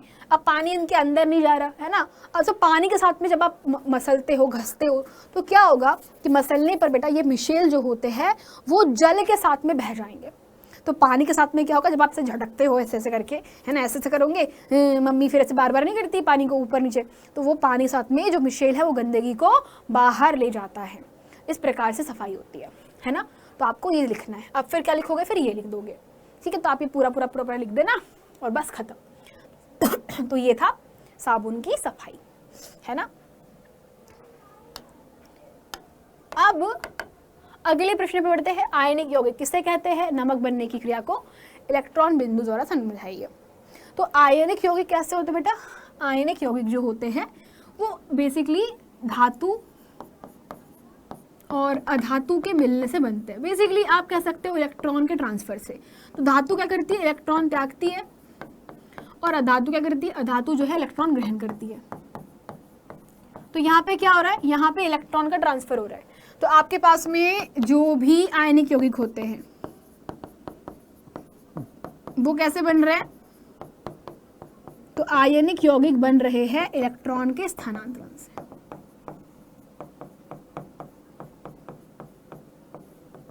क्या बन रहे हैं? ये इलेक्ट्रॉन के स्थानांतरण से आयनिक यौगिकों का निर्माण हो रहा है। अब बात करते हैं NaCl के बनने की क्रिया को इलेक्ट्रॉन बिंदु संरचना समझाइए। तो आप सिंपली बेटा सोडियम के ऊपर 1 इलेक्ट्रॉन लिख सकते हो। क्लोरीन के पास में कितने होते हैं? आपके पास में 7 इलेक्ट्रॉन। तो 1 2 3 4 5 6 7 इलेक्ट्रॉन दर्शा सकते हो। दोनों आपस में मिल गए तो आपको दे रहे हैं NaCl। अब Cl पे क्या होगा? 1 2 3 4 5 6 7 और ये सोडियम का इलेक्ट्रॉन, है ना। ठीक है, तो सोडियम धातु Cl2 गैस मिला करके बना रहे हैं आपके पास में 2 NaCl, है ना। और इस पे क्या आ गया है? ऋणावेश आ चुका है, और इस पे क्या है? धनावेश है। इस प्रकार से आपने क्या बना ली? इसकी इलेक्ट्रॉन बिंदु संरचना। अब बच्चों एक और क्वेश्चन को ध्यान में रखना है आपको। IUPAC नाम वाले क्वेश्चन जो कि आपसे पूछ सकते हैं। इसके अलावा टिप्पणी लिखने वाले क्वेश्चन सब इस प्रकार से क्वेश्चन आपसे पूछेगा, तो आप लोग इस प्रकार के क्वेश्चन को भी करके आओगे। फिर आपसे क्वेश्चन पूछेगा ऐसा कि ये कर लीजिए, ये कर लीजिए, ये कर लीजिए। तो एथेनोइक अम्ल की निम्नलिखित अभिक्रिया लिखिए। एस्टरीकरण हम लोग कर चुके हैं। एसिटिक अम्ल की NaOH के साथ में अभिक्रिया हम लोग कर चुके हैं। इसके साथ में भी बेटा ये रिएक्शन और ये रिएक्शन, आप ध्यान रखना, ये वाली अभिक्रिया बिल्कुल सेम होगी। यहाँ पर क्या होगा? एसिटिक अम्ल होता है CH3COOH, है ना। और यहाँ पे लिखा है सोडियम हाइड्रोजन कार्बोनेट के साथ जब रिएक्शन होगी तो क्या मिलेगा? CO2 gas. By default CO2 gas और पानी, ये इनको तो निकाल दो, और उत्पाद में क्या बनेगा? CH3COONA। इसको रट लो, दोनों के लिए सेम है, दोनों के लिए सेम है, इसके लिए भी और इसके लिए भी। बस संतुलित कर लेना, बस बैलेंस कर लेना। इसके लिए भी, इसके लिए भी, दोनों के लिए सेम रिएक्शन होगी, मतलब उत्पाद सेम बनेगा, दोनों का उत्पाद सेम होगा। बस अभिकारक में यहाँ पे सोडियम हाइड्रोजन कार्बोनेट है, वहाँ पे क्या होगा? Na2CO3 हो जाएगा। बस सेम उत्पाद है, आपको ध्यान रखना है, अभिक्रिया सेम टू सेम होगी। ओके, है ना। ये रिएक्शंस कहाँ करी हम लोगों ने? संतुलित समीकरण वाले में। अब बच्चों आगे बढ़े। इसके अलावा आपके पास में IUPAC पद्धति में नाम लिखिए इसका, है ना। इसके अलावा इनका IUPAC नाम जो मैं आपको बता चुकी थी ऑलरेडी। इतना कर लीजिए बच्चों, आपका काम हो जाएगा, ठीक है। ओके, तो इतने क्वेश्चन अगर आप लोग कर ले तो दीर्घत्तरीय प्रश्न में काफ़ी है, मतलब आपका बहुत आधा ज़्यादा काम मैंने करवा दिया है। 1-2 क्वेश्चन इक्का दुक्का ऊपर नीचे हो सकता है, पर संतुलित समीकरण में 1-2 क्वेश्चन आप लिख लो। जैसे कि एक क्वेश्चन आ सकता है BaSO4 संतुलित समीकरण में, इसे हम लोग बोलते हैं बेरियम सल्फेट की NaCl से रिएक्शन, या फिर ऐसा लिखो इसको, हाँ बेरियम सल्फेट नहीं, बेरियम क्लोराइड। एक रिएक्शन हो सकती है आपके पास में BaCl2 की रिएक्शन Na2SO4 से होने पर क्या होगा? तो आपको मिलता है NaCl प्लस BaSO4 अवक्षेप। ये एक रिएक्शन है जो कि आपको पूछ सकते हैं। ओके, तो ये रिएक्शन आपसे पूछी जा सकती है। इसके अलावा आपके पास में जो अनदर क्वेश्चन हो सकता है, दैट क्वेश्चन इज जो कि इन जनरली पूछा जाता है, वो है एक हाथ कोई विस्थापन अभिक्रिया दे देगा, है ना, कि एक AgNO3 पे हमने कॉपर की रिएक्शन कराई तो क्या हुआ? तो कॉपर की रिएक्शन से क्या होगा? आपको मिलता है CuNO3 का होल 2 प्लस Ag, है ना, उत्पाद में आपको मिलेगा। बैलेंस कर लेना, संतुलित कर लेना बेटा, संतुलित समीकरण डेफिनेटली पेपर में आएगा। तीसरा जो अभिक्रिया आ सकती है आपके पास में वो है भर्जन निस्तापन, इसको रट लेना, भर्जन और निस्तापन इसको आप लोग कर लेना। ये इतना तो आपके पास में आएगा ही, इतना पेपर में ज़रूर आएगा। ओके, तो आज के लिए इतना काफ़ी है। Okay, that's it. और बच्चों best of luck for your exams. Nice, है ना, पेपर बहुत अच्छे से देना, जितना तहलका मचा सकते हो बढ़िया से एग्ज़ाम देना, और बस इतना ही केमिस्ट्री में, इतना ही। चलिए बात करते हैं बायोलॉजी की, है ना। तो बायोलॉजी, जैसे मैं ऑलवेज कहती हूँ कि अगर फिजिक्स केमिस्ट्री बायो तीनों की बात करते हैं तो बायोलॉजी ऐसा सब्जेक्ट आ जाता है जहाँ पे आपके पास बहुत सारे प्लस पॉइंट होते हैं। कौन से प्लस पॉइंट होते हैं आपके पास होता है कि डायग्राम्स, उनकी लेबलिंग, ठीक है, एंड ना आपके पास रिएक्शंस होती हैं, ना आपके पास फॉर्मूलेज होते हैं, सिर्फ आपको थ्योरी ही याद करनी होती है बस, इसके अलावा कुछ याद नहीं करना होता है, ठीक है। तो चलो आगे बढ़ जाते हैं एंड एक एक करके शुरू करते हैं अपने क्वेश्चन एंड आंसर्स का दौर, है ना। आगे बढ़ जाते हैं, ठीक है। तो पहले ही बता रही हूँ, देखो जितने भी क्वेश्चन हम कर रहे हैं हो सकता है वो पहले आप कर चुके हो, बट अगर आप लोगों ने मेरी क्लासेस जो है अभी रिसेंट की जितनी भी क्लासेस देखी होंगी, मैंने बहुत सारे क्वेश्चंस करवाए, बहुत सारे क्वेश्चन, एंड यस उनमें से ही क्वेश्चंस होंगे, ठीक है, चाहे वो आपके प्री बोर्ड में आए चाहे वो आपके बोर्ड में आए। तो जिसने भी अभी तक क्लासेस नहीं देखी हैं पुरानी, वो क्लासेस ज़रूर देख लेना याद से, ठीक है। तो चलो शुरुआत कर देते हैं, है ना, और आगे बढ़ जाते हैं, ठीक है, अपने सब्जेक्ट के ऊपर। तो सबसे पहला आपके पास आता है पुष्प में कितने भाग होते हैं। तो देखो अगर मैं एक पुष्प का चित्र बनाती हूँ, ठीक है, ऐसे करके, पुष्प में कितने भाग होते हैं,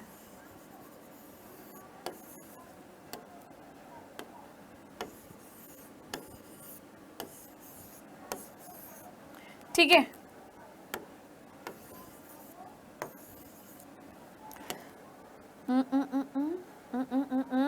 ओके, तो अब पुष्प में कितने भाग होते हैं, हाँ, एक भाग ये रहा आपका बाह्य दल, दूसरा ये रहा दल, तीसरा ये रहा नर भाग, और चौथा ये रहा स्त्री।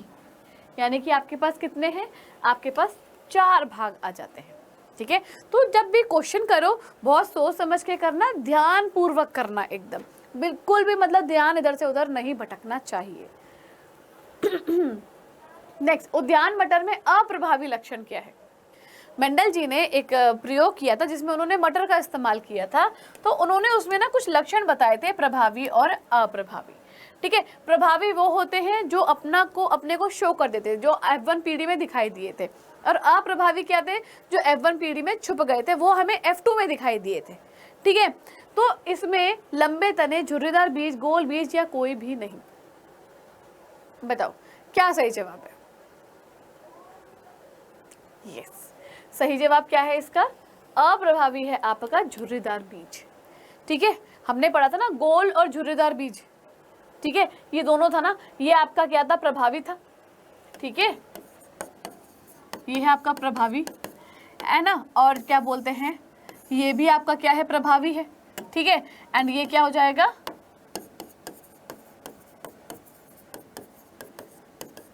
अप्रभावी हो जाएगा। समझ में आ गया। चलो नेक्स्ट, पृथक्करण का नियम किसने दिया था। तो न्यूटन साहब ने दिया था, मेंडल जी ने, डार्विन जी ने, या रॉबर्ट हुक साहब ने। देखो न्यूटन जी फिजिक्स के, हम उन्हें बायो में लेके नहीं आएंगे, भले चाहे मेंडल जी वाले मैथ वाले थे मेंडल जी, पर ठीक है अब आ ही गए हैं, इन्होंने एंट्री मार ली है तो कोई बात नहीं भैया, है ना। डार्विन जी बायो वाले ही थे, रॉबर्ट हुक ये भी बायो वाले ही हैं, ठीक है। तो रॉबर्ट हुक ने क्या किया था, रॉबर्ट हुक साहब ने सबसे पहले कोशिका देखी थी लेकिन वो मृत थी, डेड सेल था।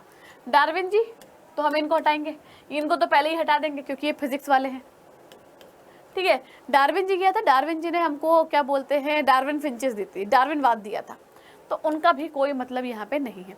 बच कौन गए हमारे पास, मेंडल साहब, इन्होंने 3 लॉ दिए थे, यानी कि 3 नियम दिए थे, ठीक है, 3 नियम दिए थे।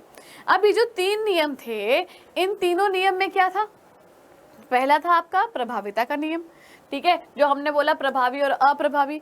दूसरा था आपका पृथक्करण का नियम, ठीक है, जो इस यहाँ पे बात हो रही है, एंड तीसरा था आपका स्वतंत्र अपव्यूहन का नियम, ठीक है। तो 3 लॉ दिए थे, याद रखिएगा। क्लोरोफिल वर्णक का रंग है क्या। तो क्लोरोफिल सबसे पहली चीज पाया किसमें जाता है, हाँ पत्तियों में पाया जाता है। पत्तियां कैसी होती हैं, हरी होती है मैडम जी। तो यस, तो क्लोरोफिल का जो रंग है वो क्या है, ना सफेद होता है, ना लाल होता है, ना नीला होता है, वो होता है हरा, ठीक है। एंड इस हरे रंग की वजह से ही जितनी भी पत्तियां हैं, चाहे वो आपके फल फ्रूट की हों, चाहे वो पौधों की हों, है ना, चाहे बड़े बड़े पेड़ों की हों, चाहे वो आपका क्या बोलते हैं कुछ भी हो, हरा रंग है, दैट्स मीन क्लोरोफिल। मेंडल जी के अनुसार मटर के पौधे में कौन सा जीनोटाइप तने, लंबे तने और झुर्रीदार बीज के लक्षण व्यक्त करेगा? ये क्वेश्चंस रिपीट हो रहे हैं बिकॉज व्हाट आई फील कि ये इंपॉर्टेंट क्वेश्चन हैं, ठीक है। 24 में आया हुआ है, देखो तो क्या है आपका capital T small R small T capital R capital T small R और दोनों ही स्मॉल लेटर्स में है। क्या है? तो याद करो, मैंने बताया था जो भी अगर मैं बात करती हूँ कैपिटल की, चाहे वो ये है, ठीक है, और बात करती हूँ स्मॉल की, चाहे वो ये है, तो ये क्या था आपका? प्रभावी था, ठीक है, एंड ये क्या था आपका? अप्रभावी, ठीक है। ये प्रभावी और वो क्या है आपका? अप्रभावी है, राइट। तो अब यहाँ पे क्या हो रहा है देखो, प्रभावी और अप्रभावी। तो मैंने बोला लंबा तना जो था वो क्या था आपका? प्रभावी था। तो तने को हमने किससे दिखाया था? ठीक है, और झुर्रीदार यानी कि वो अप्रभावी था, झुर्रीदार बीज यानी कि वो हमने इससे दिखाया था, ठीक है। ये क्या हो गया आपका? तो इन दोनों को मिलाया तो क्या बन गया आपका?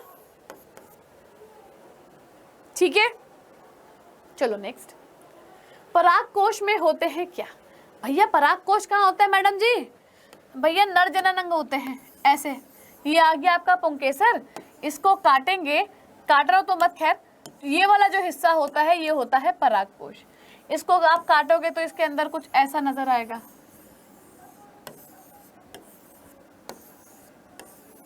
ठीक है। एंड इसके अंदर क्या है?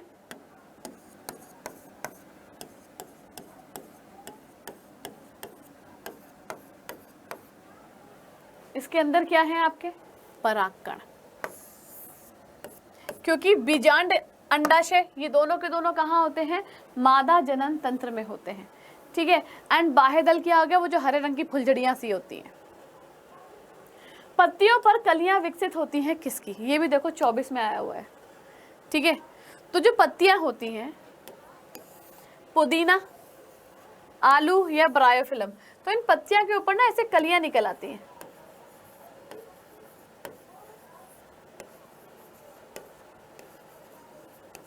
ऐसे करके, है ना। तो ये किस में होती हैं? पुदीना, आलू या ब्रायोफिलम? तो भैया बड़ा सिंपल सी बात है, ब्रायोफिलम, ठीक है, ब्रायोफिलम में होती है। ओके, चलो नेक्स्ट। एक लिंगी फूल का उदाहरण है क्या? एक लिंगी यानी कि यूनिसेक्सुअल की बात कर रहे हैं हम,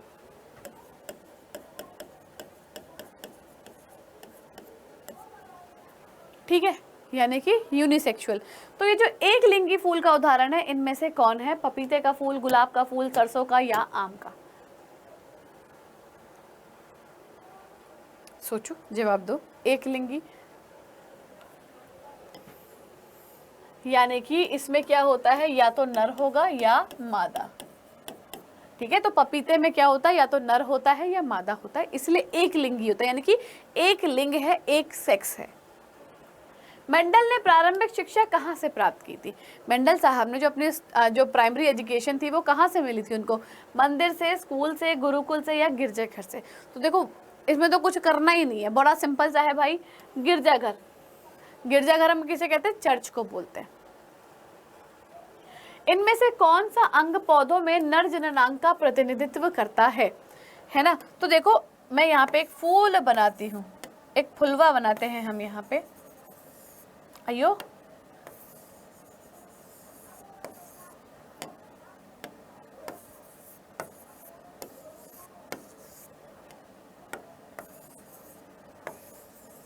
ठीक है, ये आ गया। अब यहाँ पे अगर बात करती हूँ तो ये है नर जननांग, सॉरी मादा कहाँ चला गया दूसरा कलर, अयो ये रहा, ठीक है। ये है स्त्री केसर, ठीक है। ये है आपका पुंकेसर, ये है दल और ये है बाह्य दल, ठीक है। एंड यस ये क्या है आपका? बीजांड। तो देखो पुंकेसर क्या है आपका? हाँ, अगर मैं स्त्री केसर बनाती हूँ आपका, ये रहा, ये क्या आ जाएगा आपका? वर्तिकाग्र, वर्तिका, अंडाशय, और अंदर क्या है इसका, ये बीजांड। ठीक है, तो बच क्या गया हमारे पास यहाँ पे, पुंकेसर। तो इसलिए जो भी कुछ करो, जो भी क्लास, वो जो भी आप लिखो एग्जामिनेशन में, आप टिक लगाओ, है ना, जो भी थ्योरी लिखो तो ध्यान पूर्वक, बिल्कुल बिल्कुल भी दिमाग ना इधर से उधर मत करना। ठीक है। पौधों में फ्लोएम का काम क्या होता है? देखो हमने दो चीज पढ़ी थी, जाइलम और फ्लोएम पढ़ी थी। तो ज से हमने बोला था जल और फा से हमने बोला था फूड, यानी कि भोजन हिंदी में। ठीक है, तो हम यहाँ पे बात कर रहे हैं फ्लोएम की, कि फ्लोएम क्या काम कर रहा है। तो देखो भाई क्या कर रहा है, खाद्य पदार्थों का स्थानांतरण करता है। ठीक है। मनुष्य में पाचन की शुरुआत किस अंग से होती है? देखो 23 और 24 दोनों में आया। अगर ऊपर वाले की कृपा बनी रही तो इस साल भी आ जाएगा। ठीक है। तो देखो अगर हम मुख से, यकृत से, छोटी आंत या पित्ताशय, तो अगर हम इसकी बात करेंगे तो जो आपका क्या बोलते हैं पाचन तंत्र होता है ना, तो ये हमारे मुंह से ही शुरू हो जाता है, क्योंकि मुंह में लार होती है। लार क्या काम करती है? खाने को पचाने का काम करती है, मुलायम करने का काम करती है। प्लस इसमें एंजाइम भी होते हैं। ये एंजाइम क्या काम करते हैं? ये एंजाइम करते हैं कि जो भी आपके क्या बोलते हैं वो होते हैं, जो लार में एंजाइम होते हैं, जो भी कोई कीटाणु आपके मुंह में आ गए उन्हें मार देते हैं। ठीक है, तो इसकी शुरुआत मुंह से हो जाती है। मुंह से फिर यह कहाँ जाता है? आमाशय में जाता है। आमाशय से कहाँ जाता है? छोटी आंत में। छोटी से बड़ी आंत में। जब भी छोटी आंत में होता है तो यकृत से और पित्ताशय दोनों से रस निकलते हैं और वो छोटी आंत में पहुंचते हैं ताकि डाइजेशन में मदद कर सके। निम्नलिखित में से कौन सा एक पादप हार्मोन है? यहाँ पे आपको बताना है कि भाई पादप हार्मोन कौन से हैं। तो थायरॉक्सिन, नो ब्रो, थायरॉक्सिन हमारे गले में होता है, थायराइड ग्लैंड निकालती है, तो ये गलत है। जिब्रेलिन, यस, 5 हार्मोनों में से एक है जिब्रेलिन। एस्ट्रोजन, नो, ये फीमेल्स में होता है। इंसुलिन, नो, ये मेल और फीमेल दोनों में होता है। तो बचा क्या हमारे पास? जिब्रेलिन बचा। जिब्रेलिन क्या है? आपका एक पादप हार्मोन है। ठीक है, ये क्या है? एक पादप हार्मोन है। कोशिकीय प्रक्रम में ऊर्जा ग्रह किसे कहा जाता है? देखो 23 में आया है ये, यानी कि जो सेलुलर प्रोसेस होता है, ठीक है, उसमें आप ऊर्जा ग्रह यानी कि पावर हाउस, क्या कहोगे इसे आप?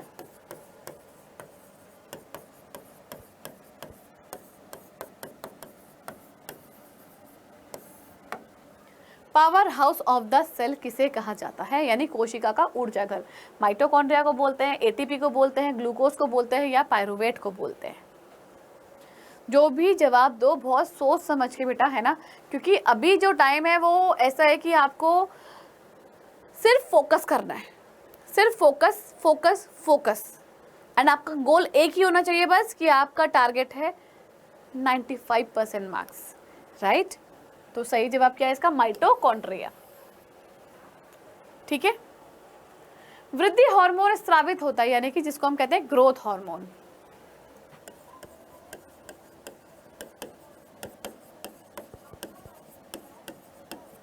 ठीक है, तो ये कहाँ से सीक्रेट होता है?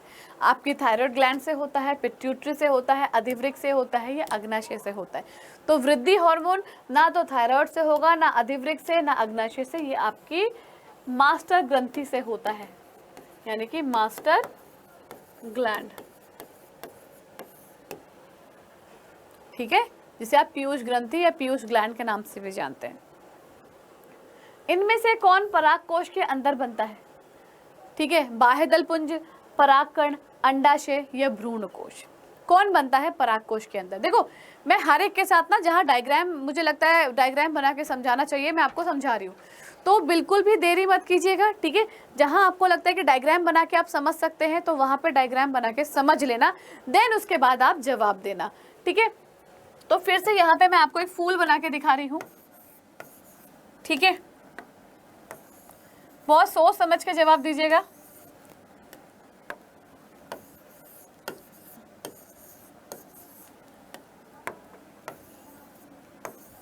चलो ये हो गया, है ना। अब यहाँ पे मैं कह रही हूँ कि परागकोश के अंदर क्या बनता है। तो बेसिकली परागकोश कहाँ होते हैं? इसमें होते हैं। ये है आपके पुंकेसर, इसके अंदर होते हैं परागकोश। ठीक है, इसको हम बोलेंगे परागकोश, ये वाला जो पोर्शन होता है इसी को बोलेंगे हम परागकोश। एंड ये अगर पूरा होता है तो ही पुंकेसर कहलाता है, ऊपर वाला हिस्सा सिर्फ और सिर्फ परागकोश कहलाता है। इस परागकोश के अंदर क्या है, इसके अंदर क्या बनते हैं आपके परागकण, जिसको आप पॉलन ग्रेन के नाम से जानते हैं। ठीक है, ये जो पॉलन ग्रेन्स होते हैं जब ये मादा के वर्तिकाग्र पे आते हैं, यानी कि यहाँ पर आते हैं, तब ये नर युग्मक बनते हैं, यानी कि मेल गैमीट बनते हैं तब। राइट, इतनी चीज सबको क्लियर है ना? चलो, तो सही जवाब दे देते हैं बिना किसी देरी के कि सही जवाब है इसका परागकण यानी कि पॉलन ग्रेन, क्योंकि बाह्य दल पुंज तो ये आ जाएगा आपका, अंडाशय ये वाला हिस्सा आ गया और भ्रूण कोश इसके अंदर होता है। तो क्या बच गया हमारे पास, यही है और यही बिल्कुल सही जवाब है। कभी भी डाउट हो ना ऐसे क्वेश्चंस में, डायग्राम बनाओ और एक बार चेक कर लो। ठीक है, 1 मिनट लगेगा डायग्राम बनाने में, अगर आपको पूरे तरीके से क्लियर होगा तो। अगर डायग्राम ही क्लियर नहीं होगा तो जवाब तो दे ही नहीं पाओगे। चलो, पुष्प का जनन अंग क्या होता है? अब देखो, मैं फिर से यही डायग्राम बनाती हूँ। ठीक है, फिर से यही डायग्राम बनता है। देखो,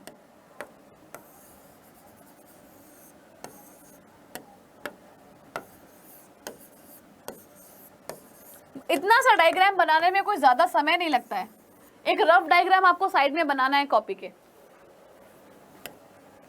ठीक है, तो यहाँ पे कह रहे हैं पुष्प का जनन अंग, तो बाह्य दल पुंज ये होते हैं बाह्य दल। ठीक है, दल पुंज ये होता है दल, जायांग ये होता है जायांग, स्त्री केसर कहते हैं इसको, पर एक से ज्यादा होगा तो जायांग। और तना, तना कहाँ होता है, जहां पे ये अटका हुआ होता है, ये होता है तना। अब सोचो, अब इसमें हमने यहाँ पे ये क्या होता है, पुंकेसर होता है, और ये पुंकेसर एक से ज्यादा होता है तो पुमंग बन जाता है। ठीक है, जैसे कि ये स्त्री केसर होता है, एक से ज्यादा होता है तो ये जायांग बन जाता है। तो क्या सही जवाब है इसका? हाँ, जायांग। जब आपको डायग्राम क्लियर होगा तो आंसर कैसे नहीं बताओगे? सोचो, डायग्राम क्लियर होगा तो आंसर कैसे नहीं बताओगे भाई? ऐसे बताओगे, ऐसे। वायुमंडल की ओजोन परत पृथ्वी को बचाती है किससे? ये लो जी, हमारी पृथ्वी आ गई है ना, ये रही पृथ्वी। इस पृथ्वी के बाहर क्या होता है, इस पृथ्वी के बाहर आता है ये ओजोन लेयर आपकी। ठीक है, आपने सुना भी होगा कि ओजोन परत में क्या हो गया, एक होल हो गया है, जिसको हम ओजोन होल के नाम से जानते हैं। ठीक है, उसके भी कारण हम ही हैं, उसके भी कारण हम हैं। अब ये क्या काम करता है कि हमारे सूरज देवता ये बहुत ही भयंकर प्रकार की गर्मी फैलाते हैं। कहते हैं तो मैं ऐसे तो नहीं छोड़ूंगा, मैं गर्मी फेंकूंगा, आग फेंकूंगा। तो ये जो ओजोन लेयर होती है ये क्या काम करती है, इसी से बचाती है हमको, इसी से बचाती है। अब सोच के देखो कि अगर मैं कहती हूँ यहाँ पर एक होल हो गया है ये, तो यानी कि आप इमेजिन कर रहे हो कि यहाँ से ये सीधे पृथ्वी के ऊपर आ रही होगी, एंड अनलकीली ये वहां आ रही है जहां पे हमारे ग्लेशियर्स हैं जो धीरे धीरे करके पिघल रहे हैं। हमारी किस्मत इतनी खराब है। ठीक है, पर इस चीज में ये भी है कि वहां लोग ज्यादा है नहीं कि लोगों को नुकसान पहुंचाए, तो ये चाहे ऐसे रही तो वैसे नुकसान तो पहुंचा रही है। ग्लेशियर पिघलेंगे, बाढ़ आएगी, है ना, पूरे के पूरे शहर डूबेंगे। ठीक है, तो इसमें क्या होता है, इसमें होता है आपका यूवी रेज। ठीक है, यूवी रेज होती है यानी कि अल्ट्रा वायलेट रेज, जिसको आप कहते हैं पैरा बैगनी किरणें। अगर ये डायरेक्ट आपकी स्किन के ऊपर आएंगी ना, आपको स्किन कैंसर हो जाएगा, आपकी स्किन जल जाएगी। ठीक है, इसलिए ये कहाँ मिलती है आपको, ये इसका हास का कारण क्या है, इसका लॉस का, आपकी CFC यानी कि क्लोरोफ्लोरोकार्बन, जो आपकी रेफ्रिजरेटर यानी आपके फ्रिजेस में होता है। आप AC यूज करते हो, दिन रात AC चलता है, आपको पता है ये जो AC चलता है इसकी वजह से हमारी ओजोन लेयर को कितना नुकसान पहुंच रहा है ना। और आग बुझाने वाले जो सिलेंडर्स रखे होते हैं वो भी एक कारण है, हम ही कारण है, मैं बोल रही हूँ ना, हम ही कारण है इसके लिए। गुर्दे की एक इकाई जो उत्सर्जन की प्रक्रिया में भाग लेती है, यानी कि जो आपकी किडनी है उसकी एक यूनिट है जो उत्सर्जन यानी कि जो वेस्ट मटेरियल आपकी बॉडी में उसको बाहर निकालने का काम करता है। तंत्रिका, वृकाणु, साइटोन या म्यूटोन। देखो ये तो मैसेज पहुंचाने का काम करती है, तो ये तो बिल्कुल भी नहीं है। वृकाणु यानी कि नेफ्रॉन। तो ये जो वृकाणु था, याद करो ये वाला डायग्राम हमने पढ़ा था ना, ऐसे करके, ठीक है, ऐसे, ये होता है वृकाणु यानी कि नेफ्रॉन होता है। राइट, इतनी चीज सबको क्लियर हो गई है ना। चलो, पौधों में जाइलम किसके लिए उत्तरदायी है? अभी थोड़ी देर पहले मैंने बताया था, एक होता है जाइलम, एक होता है फ्लोएम। तो तब हमने फ्लोएम के बारे में बात कर ली थी। फ से फूड यानी कि भोजन, और ज से जा है ना, ज से जल यानी कि ये क्या कर रहा है, जल का वहन। तो चीजों को याद करने की ट्रिक सीखो कि कैसे याद कर सकते हो। ठीक है, ये हमारे मेन क्वेश्चन थे। अब हम दूसरे क्वेश्चन पे आते हैं। चलो ठीक है,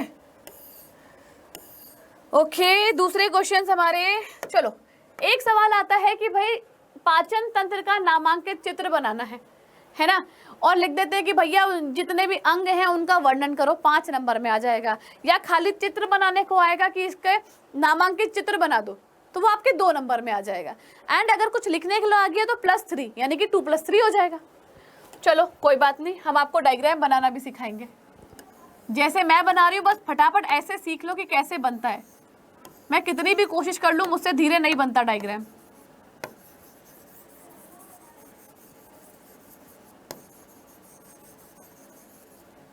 बट कोई बात नहीं, आप लोगों को समझ में आ जाएगा मैं जैसा भी बना रही हूँ।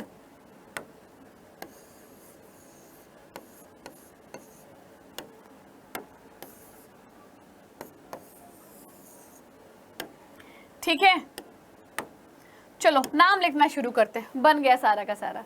ये है आपका मुख, जहाँ से आप खाना खाना शुरू करते हो, और पाचन की क्रिया यहीं से क्या होती है, हमारे शरीर में शुरू हो जाती है, जिसको हम कहते हैं माउथ। फिर ये वाला भाग आता है जिसको हम कहते हैं आहार नाल,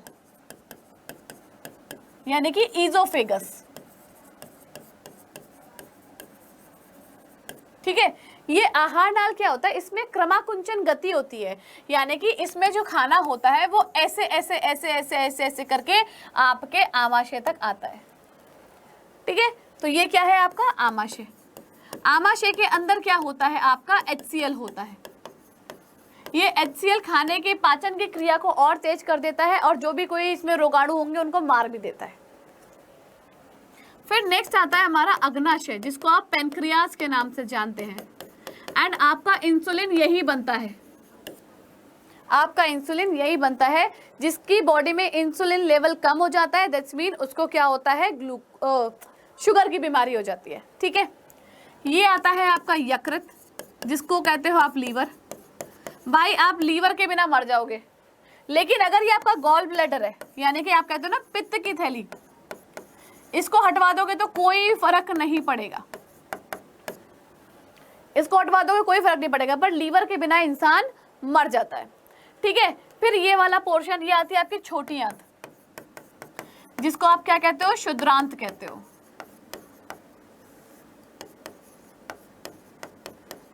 ठीक है, स्मॉल इंटेस्टाइन सबसे बड़ी यही होती है। ठीक है, एंड सबसे ज्यादा पाचन की क्रिया यहीं पे संपन्न होती है। स्मॉल इंटेस्टाइन इसका काम, सॉरी ये लार्ज इंटेस्टाइन है, यानी कि बड़ी आंत जिसको आप कहते हो। आंतों को हम अतड़ियां भी कहते हैं, है ना। ये होता है वृहदांत, यानी कि लार्ज इंटेस्टाइन। इसमें क्या होता है, इंटेस्टाइन, इसमें क्या होता है, जो यहाँ से बचा कुचा रह जाता है ना, तो ये गरीबों की तरह यहाँ पे खा लेता है। ठीक है, यहाँ से बचा कुचा जो यहाँ पहुंचेगा ये वो खाता है, इसको और कुछ नहीं मिलता। ये होता है गुदा, यानी कि एनस, जहाँ से आपका जो वेस्ट मटेरियल होता है वो बॉडी से बाहर निकल जाता है। तो ये डायग्राम है, इसको बनाना सीख लो, 100% ये क्वेश्चन आता है। ठीक है, एंड इसके बारे में लिखने के लिए आता है। तो चाहे तो ये आपका खाली डायग्राम बनाने के लिए, ऐसे लेबलिंग करने के लिए आ जाए, प्लस इसके साथ इसकी थ्योरी लिखने के लिए भी आ सकती है। तो तैयार रहिएगा। ठीक है, एक तंत्रिका कोशिका के बारे में बता देती हूं कि भाई तंत्रिका कोशिका भी मोस्ट इंपॉर्टेंट में से एक आती है।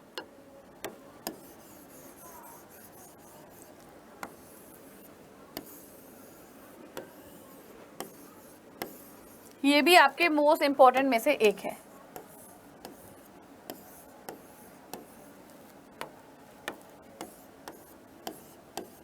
ये डायग्राम भी याद से बना लेना भाई।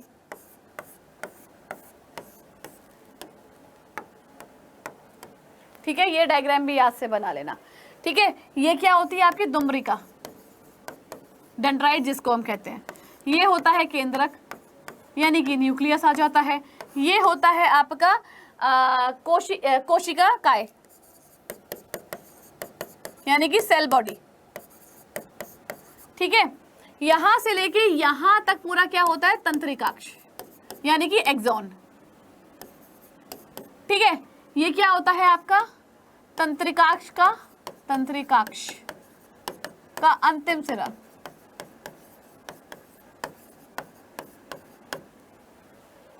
ठीक है, एंड ये जो बल्ब आपको दिखाई दे रहे हैं ये क्या है, सिनेप्टिक बल्ब। ये डायग्राम याद कर लो, ये भी इंपॉर्टेंट डायग्राम में से एक है। मैंने बहुत बार देखा है कि इसके बारे में सिर्फ लेबलिंग के लिए आ जाता है, ये बना के दे देंगे और ये पूछेंगे ये क्या होता है, और सारे के सारे पार्ट में 1 2 3 4 लिख देंगे कि नाम लिखो।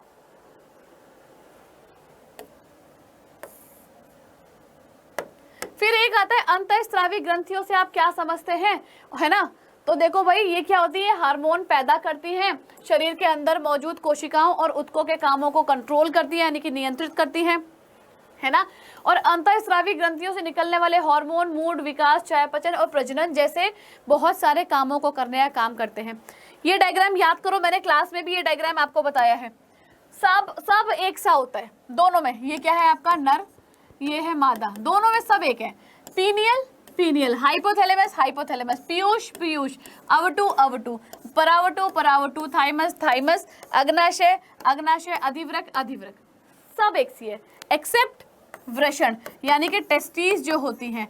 ठीक है, लड़कों में टेस्टीज होती हैं और लड़कियों में अंडाशय यानी कि ओवरी। बस ये डिफरेंस है आपकी अंतःस्रावी ग्रंथियों में, इसके अलावा कुछ भी नहीं है। इसके अलावा एक इंपॉर्टेंट चीज मैं आपको और बता देती हूँ, ठीक है, जो आज की क्लास का लास्ट है। ठीक है, कि मादा जनन तंत्र,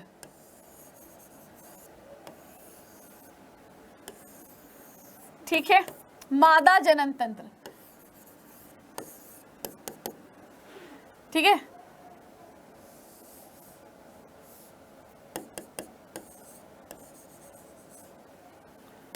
नाम बता देती हूँ, ये वाला पोर्शन होता है आपका गर्भाशय, इससे रिलेटेड क्वेश्चन आते ही आते हैं। अंडाशय, यहां से लेके यहां तक आपका क्या है, अंडवाहिनी, यानी कि फेलोपियन ट्यूब, इसको हम कहते हैं झिल्लरी। ठीक है, एंड ये होता है योनि। ये आज की क्लास का सबसे लास्ट और इंपॉर्टेंट टॉपिक था। ठीक है, और इसके बारे में पूछ लेंगे मादा जनन तंत्र या फिर बोलेंगे स्त्री जनन तंत्र। ठीक है, कि संरचना, मतलब संरचना सहित व्याख्या कीजिए, और आपको पूरे के पूरे पार्ट्स के बारे में बताना होगा। ठीक है, बस ये इंपॉर्टेंट था आज की क्लास में। एंड यस, इसी के साथ आई विश कि आप लोग जो है ना अच्छे से जाके एग्जाम दे, चीजें आप लोग की सारी क्लियर हो गई होंगी। ठीक है, चलते चलते एक और चीज बता देती हूँ कि पुष्पी पादपों में लैंगिक प्रजनन की जब बात आती है आपकी, तो यहाँ पर जो है ना आपके पास बताया जाता है कि प्रमुख अंग यही है। यहाँ पर आपका पुंकेसर और स्त्री केसर जो है ये नर जनन अंग और मादा जनन अंग दोनों में यही आता है। ठीक है, एंड पुंकेसर नर भाग होता है, इसके अंदर परागकण बनते हैं। स्त्री केसर मादा भाग होता है, इसके अंदर जो है आपका अंड कोशिका बनती है। बाह्य दल पुंज जो बाहर हरे रंग की पत्तियां बनाती हूँ मैं ऑलवेज ऐसे करके, ऐसे, ये बाह्य दल पुंज होता है, जो जब कली का रूप में होता है ना पौधा ऐसे करके फूल, तो उसकी रक्षा करता है, उसको प्रॉपर शेप देता है।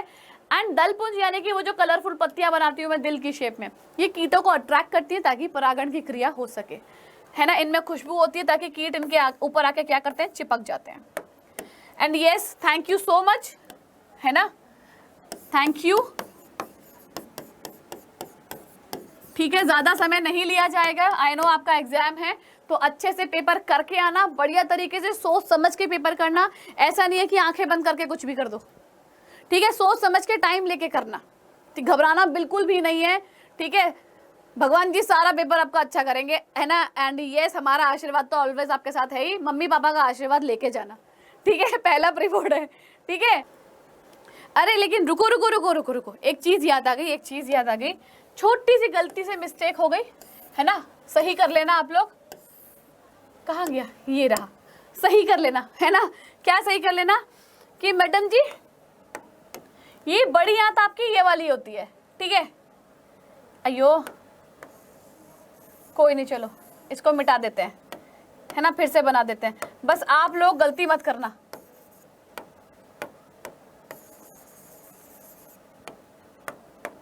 ठीक है, बड़ी आंत कौन सी होती है? ये वाली होती है बृहदांत, और छोटी आंत होती है ये वाली। देखा, अच्छा हुआ मुझे याद आ गया, वरना अभी गड़बड़ हो जाती ना सारी, है ना। तो यस, ये होती है छोटी आंत, ये होती है बड़ी आंत। ठीक है, तो चलो बस इस अब क्लास फाइनली हम खत्म करते हैं, ठीक है। चलो all the best, take care, bye bye.